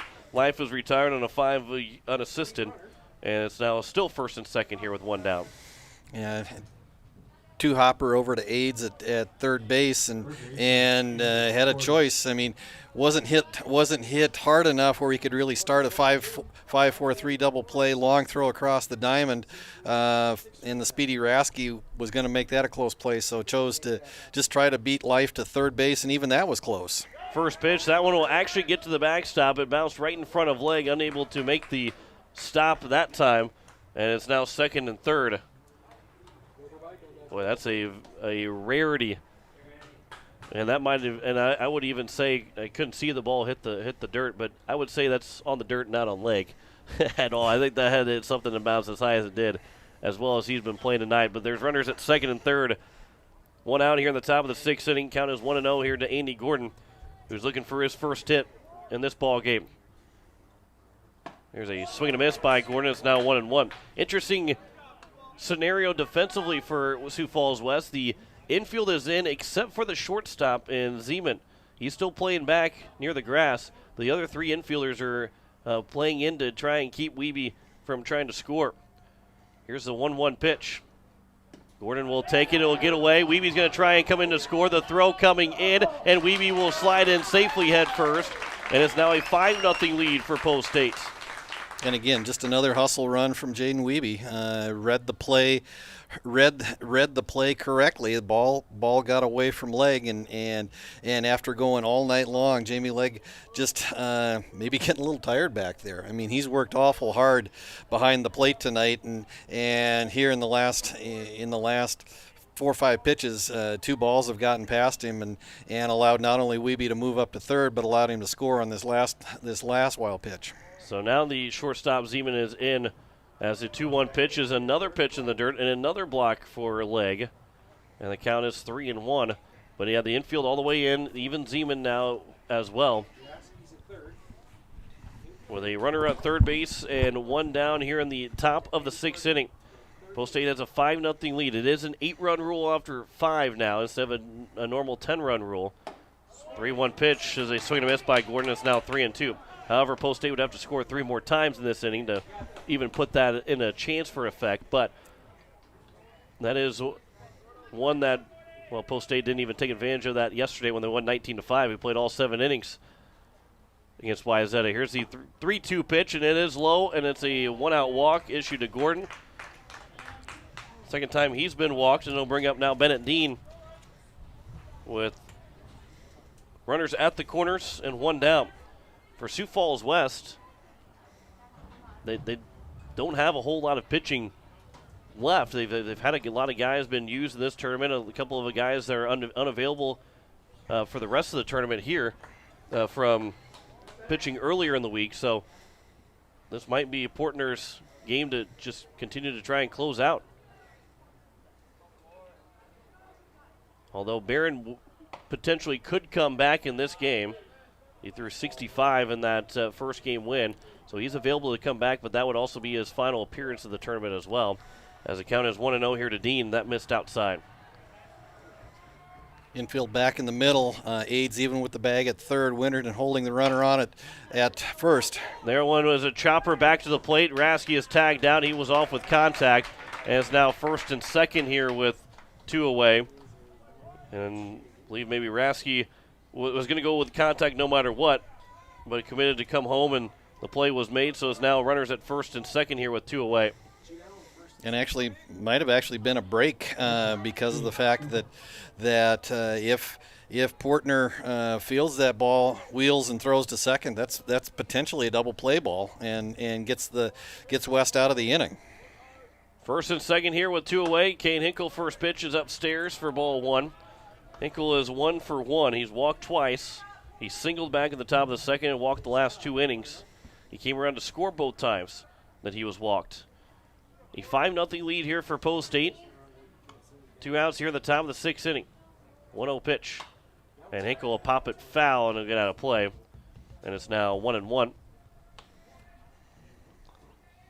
And kind of keeping an eye on the weather for you, as there is no severe thunderstorm warning anymore out in Jackson County, but there is quite a bit of some rain that would be very beneficial to hit the Pierre area. Just make its way all the way through the state. I think everybody, not just Pierre area, everybody in the state would love to have that rain, as long as there's no golf ball size hail with it like that storm was reporting. Would rather just have some rain and nothing else. Looks like the worst of that, even though the warning has gone by the wayside, looks like the worst of that storm goes from about the Stanley County line just north of Draper and runs southwest through Okoton, through Belvedere, and down to Wanblee. So the count is 2-2. Here's your Deuces Wild here for you, Greg. 2 on, 2 out, and a 2-2 pitch upcoming here to Kate Hinkle. And that one is fouled away, so we get another Deuces Wild pitch. Tell you what, I think we'll do Deuces Wild, but we'll take a single. I think you got to take your hat off and start shaking it too. Here's the 2-2 pitch upcoming once again. 2 on, 2 out, and a 2-2 pitch to Hinkle.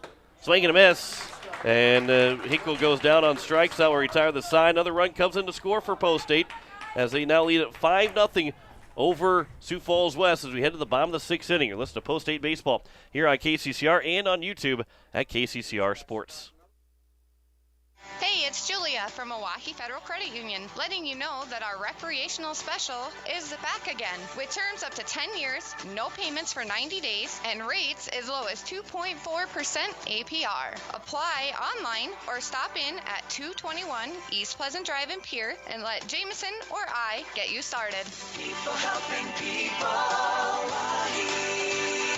Hawaii Federal Credit Union. Pierre Sports Center is your local Ranger Boat and Mercury Outboard dealer. They're a must-see for your Ranger boat needs. See their selection of Mercury outboard motors for more power. Pierre Sports Center can help you with financing and other boating needs. Need service for your boat or trailer to keep you going? Pierre Sports Center is your one-stop shop. Pierre Sports Center, Ranger Boats, and Mercury Outboard, a combination that can't be beat. Pierre Sports Center, 1440 North Garfield Avenue in Pierre, or give them a call, 224-5546. Post State has a 5-0 advantage as we head to the bottom of the 6th inning. As for Sioux Falls West will be 2, 3, and 4. Dylan Aids, Camden Gadboys, and then Geep Stahl will be the first 3 hitters. For West, trying to come back down 5-0. Post State has scored 1 in the 4th, 3 in the 5th, and another run in the 6th to make it a 5-0 lead. I'll get it right eventually. 5-0 lead. You are listening to KCCR Pierre Riverfront Broadcasting Station as we are past that 10 o'clock. And again, severe weather coverage is, I believe, probably done right now. And maybe check Facebook to make sure that weather coverage has ended for the guys that are in the studio. And looks like maybe Zach is still alive right now. So although he may not be on KCCR, or excuse me, on Capital City Rock or on Country 95.3, still kind of wrapping up Facebook right now. And if necessary, he may be back on tonight, later on tonight here for some more severe weather coverage. Here is Isaac Pollock to deliver the first pitch to Dylan Ace. He'll rip that one to left field, but Jag Merkwan is there. 1 pitch and 1 out here in the bottom of the 6th inning. That's a big out to retire as hot a hitter as Age has been on 1 pitch. That's a big out here in the bottom of the 6th inning, and Isaac Pollock just continues to throw strikes and just continues to do what he does best. Here's the first pitch to Gadboys, over for ball 1. He is 0 for 1. Struck out swinging. He did walk, but was technically retired on obstruction on a odd strike him out, throw him out. Well, they didn't really throw him out, but it was still retired. As strike him out, obstruct him out? Sure. I'm just trying to help. You never hurt. It never hurts. Count is 2-0. Here's the 2-0 pitch. Swing and a miss by Gadboys is now 2-1. Strike him out. Strike him out, obstruct him out. Strike him out, obstruct him out. That's a mouthful to say. I bet you go to a baseball game and you always see something you never seen before. Well, that's something you probably never heard before. Here's the 2-1 pitch. That's taken for a strike and is now 2-2. That is right. I've not heard that.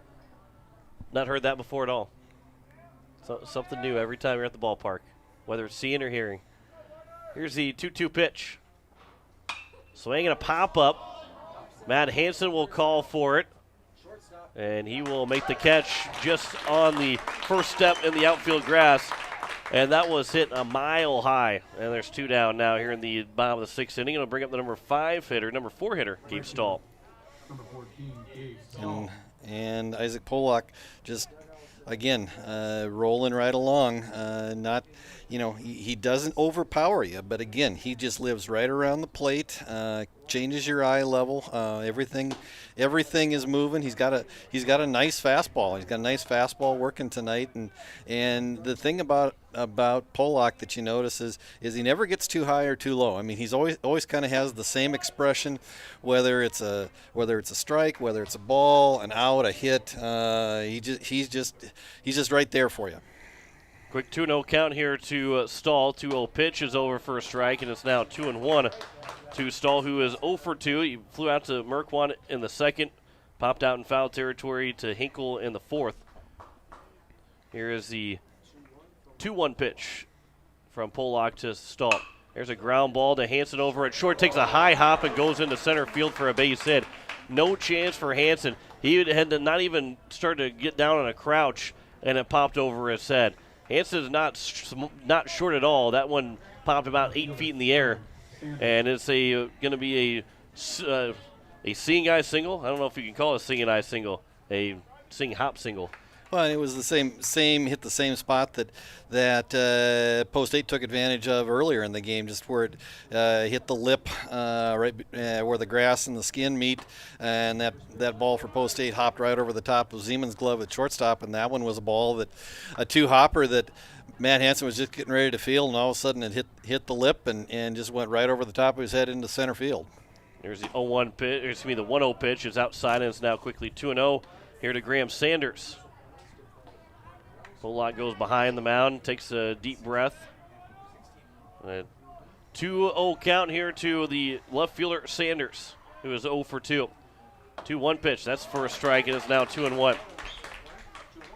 So Sioux Falls West picking up their third hit in the ball game, trying to take advantage of it. On one that was a routine ground, would have been a routine ground ball if it had not hit the lip. Here's the 2-1 pitch. That one's low, and it's now 3-1. Matt Winterton is on deck, who's been on base both times he's come to the plate. Now the first 5 guys in the order, just 3 base runners. 2 walks and a base hit. Sanders is trying to be that third base runner for the top 5 guys in the order. 3-1 pitch is fouled out of play, and it's now 3-2, and a head start upcoming here for Gabe Stahl. Pollock looking for 6 shutout innings. A 5-0 lead here for Pierre in the bottom of the 6th. Count is full, 3-2. Runner on first. That is Stahl with 2 down. Here's the payoff pitch. And a fly ball to center field. Elliott Life will go back. He's still going back. He'll make the catch, and it retires the side here in the bottom of the 6th. Post State has a 5-0 lead. No runs, 1 hit, no errors, 1 man left on base. We head to the 7th. The 8s have a 5-0 lead over West. You're listening to Post State Baseball here on KCCR and on YouTube at KCCR Sports. When you want the best prices and best selection, go to Wagner Auto in Pierre. The certified sales staff at Wagner Auto will provide you service after the sale and how to get easy financing. Check out their website, WagnerAuto.com, or stop in. They have the best prices and won't be undersold. Wagner Auto has the region's largest selection with over 280 new and quality pre-owned vehicles. GM certified pre-owned vehicles give you peace of mind with their 12-month or 12,000-mile bumper-to-bumper warranty and 5-year or 100,000-mile powertrain warranty. Log on to WagnerAuto.com or stop by Wagner Auto in Pierre, South Dakota's oldest auto dealer since 1907. Evermore Boutique, where fashion doesn't have to break the bank. See them for men's, women's, and children's clothing, shoes, accessories, and so much more. Open 7 days a week, Monday through Friday from noon to 7, Saturdays from 11 to 6, and Sundays from noon to 5.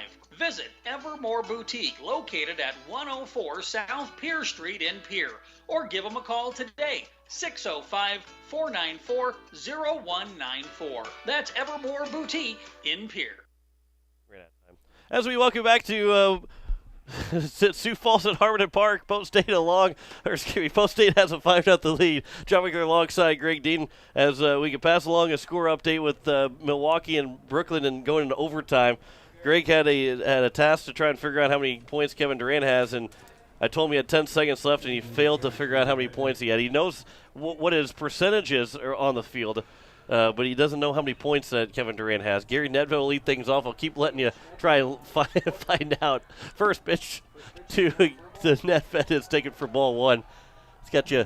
I've never seen a stat sheet that doesn't have points on it. He's 17 of 30 from the field, 4 of 10 from 3. He's got 48 points. Oh, 48. Okay, there we go. I was confused because it's 48 points in 48 minutes. He hasn't come off the floor again tonight. Count is 1-1 to Nedved. So 48 points for Kevin Durant. I'm glad you handed the phone to me to find that pretty quick. Yeah, that one just got by me. 48 points for Durant. The Nets do not have a bench point tonight. That was fouled straight back, and it's now 1-2. Giannis has 38 for the Bucks. The winner of that game will face the winner of the 76ers and Hawks, who will play Game 7 tomorrow. And you should be able to hear that on KCCR. Counts now 2-2, I believe. I have to. Not entirely sure if that's. Well, and some of it's going to be dependent upon, because that's an evening game, right? I think they play. Well, yeah, I think it is an evening game, so you probably won't be able to actually hear it. As long as Post State does end up winning this game, as Nedved will take strike 3, and we'll go down as the first strikeout here in the top of the 7th. Second strikeout of the ball game for Portner. 1 down, Jack Merkwan, and then Matt Hansen, 7 and 8 here for Post State. If they do win, they have clinched the pool.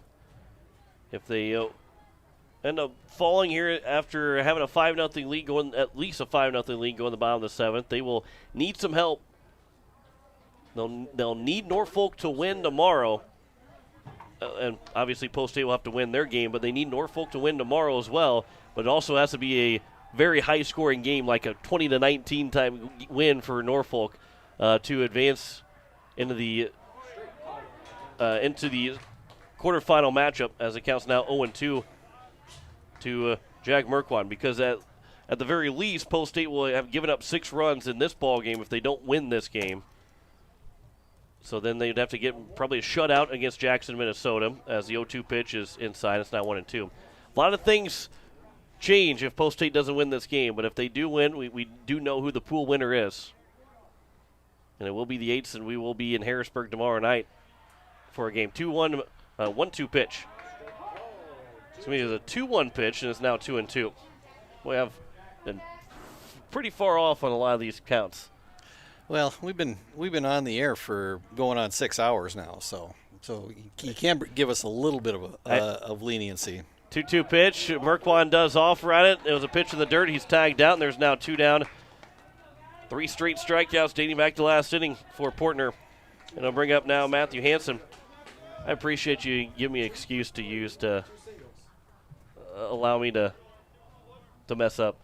Hansen's 2 for 3. I couldn't read a score sheet, figure out that Durant's got 48 points in 48 minutes. And I kind of let you have it a little bit, a little passive-aggressive letting you have it. Hansen will pop this one up to right field. Coming in on it's going to be Stahl. He will make the catch, a 1-2-3 inning. And we head to the bottom of the 7th. Post State 3 outs away from winning the pool before we even get to Sunday. You're listening to Post State Baseball here on KCCR and on YouTube at KCCR Sports. Insurance. We all need it to protect our homes, health, businesses, and belongings. But having adequate coverage is just the beginning. You also need the support of professionals who stand by your side to protect what's important to you. Fisher Rounds & Associates combines the coverage you want with the commitment you need. Fisher Rounds & Associates, at your service, at your side. With offices in Pierre, Mitchell, Watertown, Sioux Falls, and Rapid City. BankWest Insurance has the expertise and resources to deliver personalized service and customized solutions. As an independent agency, we shop dozens of companies to get you the best coverage at the best price. As your trusted choice for insurance coverage, we promise to go the extra mile so you can rest assured your loved ones and your assets are protected. Contact your local agent to put BankWest Insurance to work for you. Not a deposit, not FDIC insured, not insured by any federal agency, not guaranteed by any bank, may go down in value, equal opportunity provider. It is the bottom of the 7th inning. Post State has a 5-0 lead. Isaac Pollock trying to go for the complete game shutout, which would be his 2nd consecutive complete game shutout, as he will deal with 6, 7, and 8. Matt Winterton, Mitch Willis, and Jamie Legg. Pollock has been very good again. Just 3 hits allowed so far in this ball game. 3 walks have been issued by Pollock. And you really hope now for the sake of Post State that Pollock's prophecy of hitting as many as he walks doesn't come true, because he's going to hit a lot of guys in the 7th inning if that happens. We don't need that to happen. They're leading 5-0 as Post State, as Matt Winterton will step to the plate. First pitch is missed for ball 1. 93rd pitch of the night for Pollock. 12 yet to work with here in the 7th inning. So we'll see how efficient he is with those 12 remaining pitches. There is a now 1-1 pitch, or 1-1 count now to Winterton as that hit the outside edge. Elliott Life is in relief. You would love to be able to have 2 complete games in your first, 2 complete games in your first 3 games. There's a pop fly to right field. McGuire Rasky will come in. He'll make the catch. Leadoff man is retired to open up the bottom of the 7th inning. And I'll bring up Mitch Willis. If you can get Mitch Willis out here quickly in the first couple of pitches, then you've set yourself up to try and get that complete game shutout for Pollock. You know, that rule of no 2 appearances, more than 2 appearances in a tournament. If you can keep Elliott Life away from making an appearance in this game, that's a big step for Post State. First pitch is taken for ball 1 to Mitch Willis, who is 1 for 2 in this ball game. Here's the 1-0 pitch. Swing and a miss, is now 1-1. And we'll talk with Coach White, or excuse me, Coach Nas. He'll probably come up for another interview after this game, and we'll have to ask him if this game, 2 outs remaining, Post State wins it, what that might change, what the quick mindset might be a little bit. It will be different, because that game tomorrow does not matter at all. You have another game that you're playing Sunday night. You know for sure you're playing Sunday night, as it counts now 1-2. So your mindset on who you pitch and where you have everybody in the field might be completely different. Here's the 1-2 pitch. Swing and a miss, and there's a second out. And Pollock's got a chance to get a second straight complete game shutout here this week. A 76 pitch shutout against Sturgis on Wednesday allowed him to come back and pitch here again on Saturday after 3 days rest. Excuse me, it was on Tuesday. 3 days rest, Wednesday, Thursday, Friday, here today on Saturday, and a chance for a second complete game shutout here in the week. First pitch is missed upstairs for ball 1. And he just looks very confident on the mound right now. You can just tell by his body language that he really wants to finish this game if at all possible. 1-0 pitch, swing and a miss, and it's now 1-1. Jamie Legg, he is 0 for 2 so far. Here's the 1-1 pitch. Just a bit outside, and it's now 2-1. Well, especially now with pitch count rules and how everything is, to throw 2 complete game shutouts in a span of 4 days. Obviously, he's not quite there yet, and he might be out of, if he walks Willis here, he might be out of pitches, may not be able to get that last out recorded, but to be able to have an opportunity to do that in 4 days is truly special. 3-1 pitch, swing and a miss. Now 3-2, and Post State a strike away from winning a South Dakota game and also clinching the pool. And going 3-0 here at the Dakota Classic with 1 game remaining in pool play. 3-2 pitch. That one's fouled out of play, and it remains at 3-2. Is this going to, Greg, you got up here right now? Yeah, I don't have the box score is not updating, so I don't have a current pitch count, and I've lost track. So I don't know if he would be able to go to another batter if he doesn't. It is going to be, I think that's going to be it for Pollock as Coach White making his way out. And reluctantly will have to take out Isaac Pollock because he ran out of pitches, not because Pollock didn't give himself a chance to have a complete game shutout. 6 2/3 of shutout baseball. And is it Gary Nedved that will come to pitch?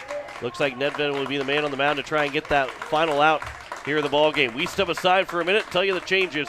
You're listening to Post State Baseball here on KCCR and YouTube at KCCR Sports. Home Care Services is a private agency committed to providing expert advice and specialized care to those who want to remain living independently at home. Home Care Service has a team of nurses, caregivers, and administrative staff that offers a full range of in-home support services to our area. For more information about Home Care Services, call 224-2273. Expert advice, professional care. Home Care Services, 224-2273. At Black Hills Federal Credit Union, our top priority is providing value to our members. Since 1941, we have helped our neighbors buy homes and vehicles, finance their farms and ranches, insure their assets, and retire comfortably. From Custer to Sioux Falls, we live and work in our communities, and we treat our members like family. Visit bhfcu.com to learn more about how you can join. BHFCU is member-owned, not-for-profit, and federally insured by NCUA. It is Andy Gordon that is on the mound for the second time in as many games for Post State, trying to finish this one out. He has a runner on first with 2 away. Gordon picked up the save in game 1, and he is now an out away. It's not a safe situation here for Gordon, but just needs to get 1 out before Sioux Falls West scores 5 runs. There's just a runner on first here with 2 away. It is Michael Zeman, the number 9 hitter. Here's the first pitch to Zeman. Runner takes off, and we'll get to the backstop. Rounding second and not taking third base will be Legg. He was going to get to second anyway. They were not even going to have a throw to second base. They're just going to let him advance because they're up 5-0 right now, and all you need is just 1 out. There is a runner on second. Michael Zeman has got a 1-0 count. And Gordon just looking for 1 out. Any way he can get it. Here's a 1-0 pitch. That is just a bit outside, and it's now 2-0. So you throw Gordon out there. Elliot Life was probably the first one in relief, but when you need just 1 out, you don't really want to burn Life for any pitches at all, and go with Gordon again. 2-0 pitch is now in the dirt, and 3-0. And you got wiggle room here for Gordon. You can throw as many pitches as you really need, but you might end up out if you don't want to go to life at all, but I think that's in the back of the mind if Gordon can't get that last out. Here's a 3-0 pitch upstairs, and it's going to be a 4-pitch walk, and it's now first and second. So still tying run is in the hole now, but still not up to the plate. As Billy Chatwell, it is the top of the order for Sioux Falls West. So Gordon just trying to find a way to throw some strikes, get this final out here in the bottom of the 7th, and send Post State into the Harrisburg quarterfinal. There's a line shot to Elliott Live, right to him. Post State will get a win here tonight against Sioux Falls West, a big South Dakota win. They also win the pool. No runs, no hits, no errors, 2 men left on base. It is a final. Post State 5-0 win over Sioux Falls West. We will be in Harrisburg tomorrow night to play in the winner of the Harrisburg pool. One more game tomorrow in the Dakota Classic. We'll bring you up to speed on that one. You're listening to Post State Baseball here on KCCR and on YouTube at KCCR Sports. Building a home. It's the biggest investment most of us make in a lifetime. Not to mention it's a decision that, well, you pretty much live with day and night. The quality of the workmanship stares back at you like a reflection. It also affects the value of your investment. Choosing the right contractor is critical. Kruger Contracting is that contractor. Call 222-2523. Quality workmanship and materials completed on time. Kruger Contracting. In a word, quality. Call 222-2523. Sioux Nation of Fort Pierre knows what that sound is. It's baseball season. They also know that means it's grilling season. Sioux Nation has the Green Mountain Grill choices that you need for those hot dogs and burgers for tailgating. And let's be honest, you know there will be a steak in there too. Visit Sioux Nation of Fort Pierre and see their selection of grills. While you're there, also pick up some seasonings for your grilling needs. Visit Sioux Nation at 504 Deadwood Street, Fort Pierre. Looking for your next new or used car, truck, or SUV? Then go no further than the comfort of your own home. Shop online at lambmotor.com. On lambmotor.com, you'll find the vehicles Lambs has in stock. You can schedule a test drive or your vehicle's next tune-up, all online. New or used, shop for it all online, anywhere you are. Lamb Motor has the right vehicle for you. Lamb Motor in Oneida and online, lambmotor.com. Ah, this is the life. Sitting here, sipping lemonade, basking in the warm sun, and admiring the beauty and the solitude of my very own landscape backyard. You know, I wasn't sure, but I was so glad when I made the call to Andy at Dakota Sprinkler and Landscaping to finally have the work done. Calling Dakota Sprinkler and Landscaping was probably one of the best and the easiest decisions I've ever made. Dakota Sprinkler and Landscaping, 280-4440. That's 280-4440. Nystrom Electrical Contracting in Pierre has been providing professional sales, service, and installation since 1977. Whether you're starting from scratch, new construction, or you're upgrading your current system at your home, farm, or office, give the professionals at Nystrom Electrical Contracting a call. They've got a lot of bright ideas. Call Nystrom today to schedule a free computer-generated estimate. The number is 224-8750, or visit their website at nystromelectric.com.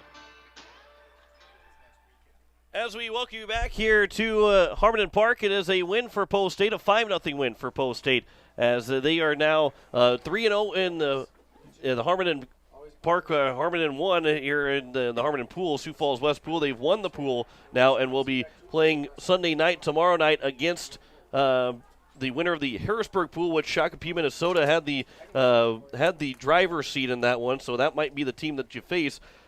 They beat Harrisburg 1-0 earlier today, so looks like Shakopee is going to be the team that they will face, although it could be a mixture of either Creighton Prep or even Harrisburg still potentially alive. They went 3-1 in their pool. If Creighton Prep would beat Shakopee, it would be a three-way tie, and then we'll see who it will be. But for Post State, they play tomorrow night at 9:30 in the morning. They play tomorrow morning at 9:30. It'll be on Capital City Rock. We'll try and get the YouTube broadcast going at KCCR Sports. We hope that the sun won't be too damaging on the iPad to make it work, because we won't have the press box like we did here today.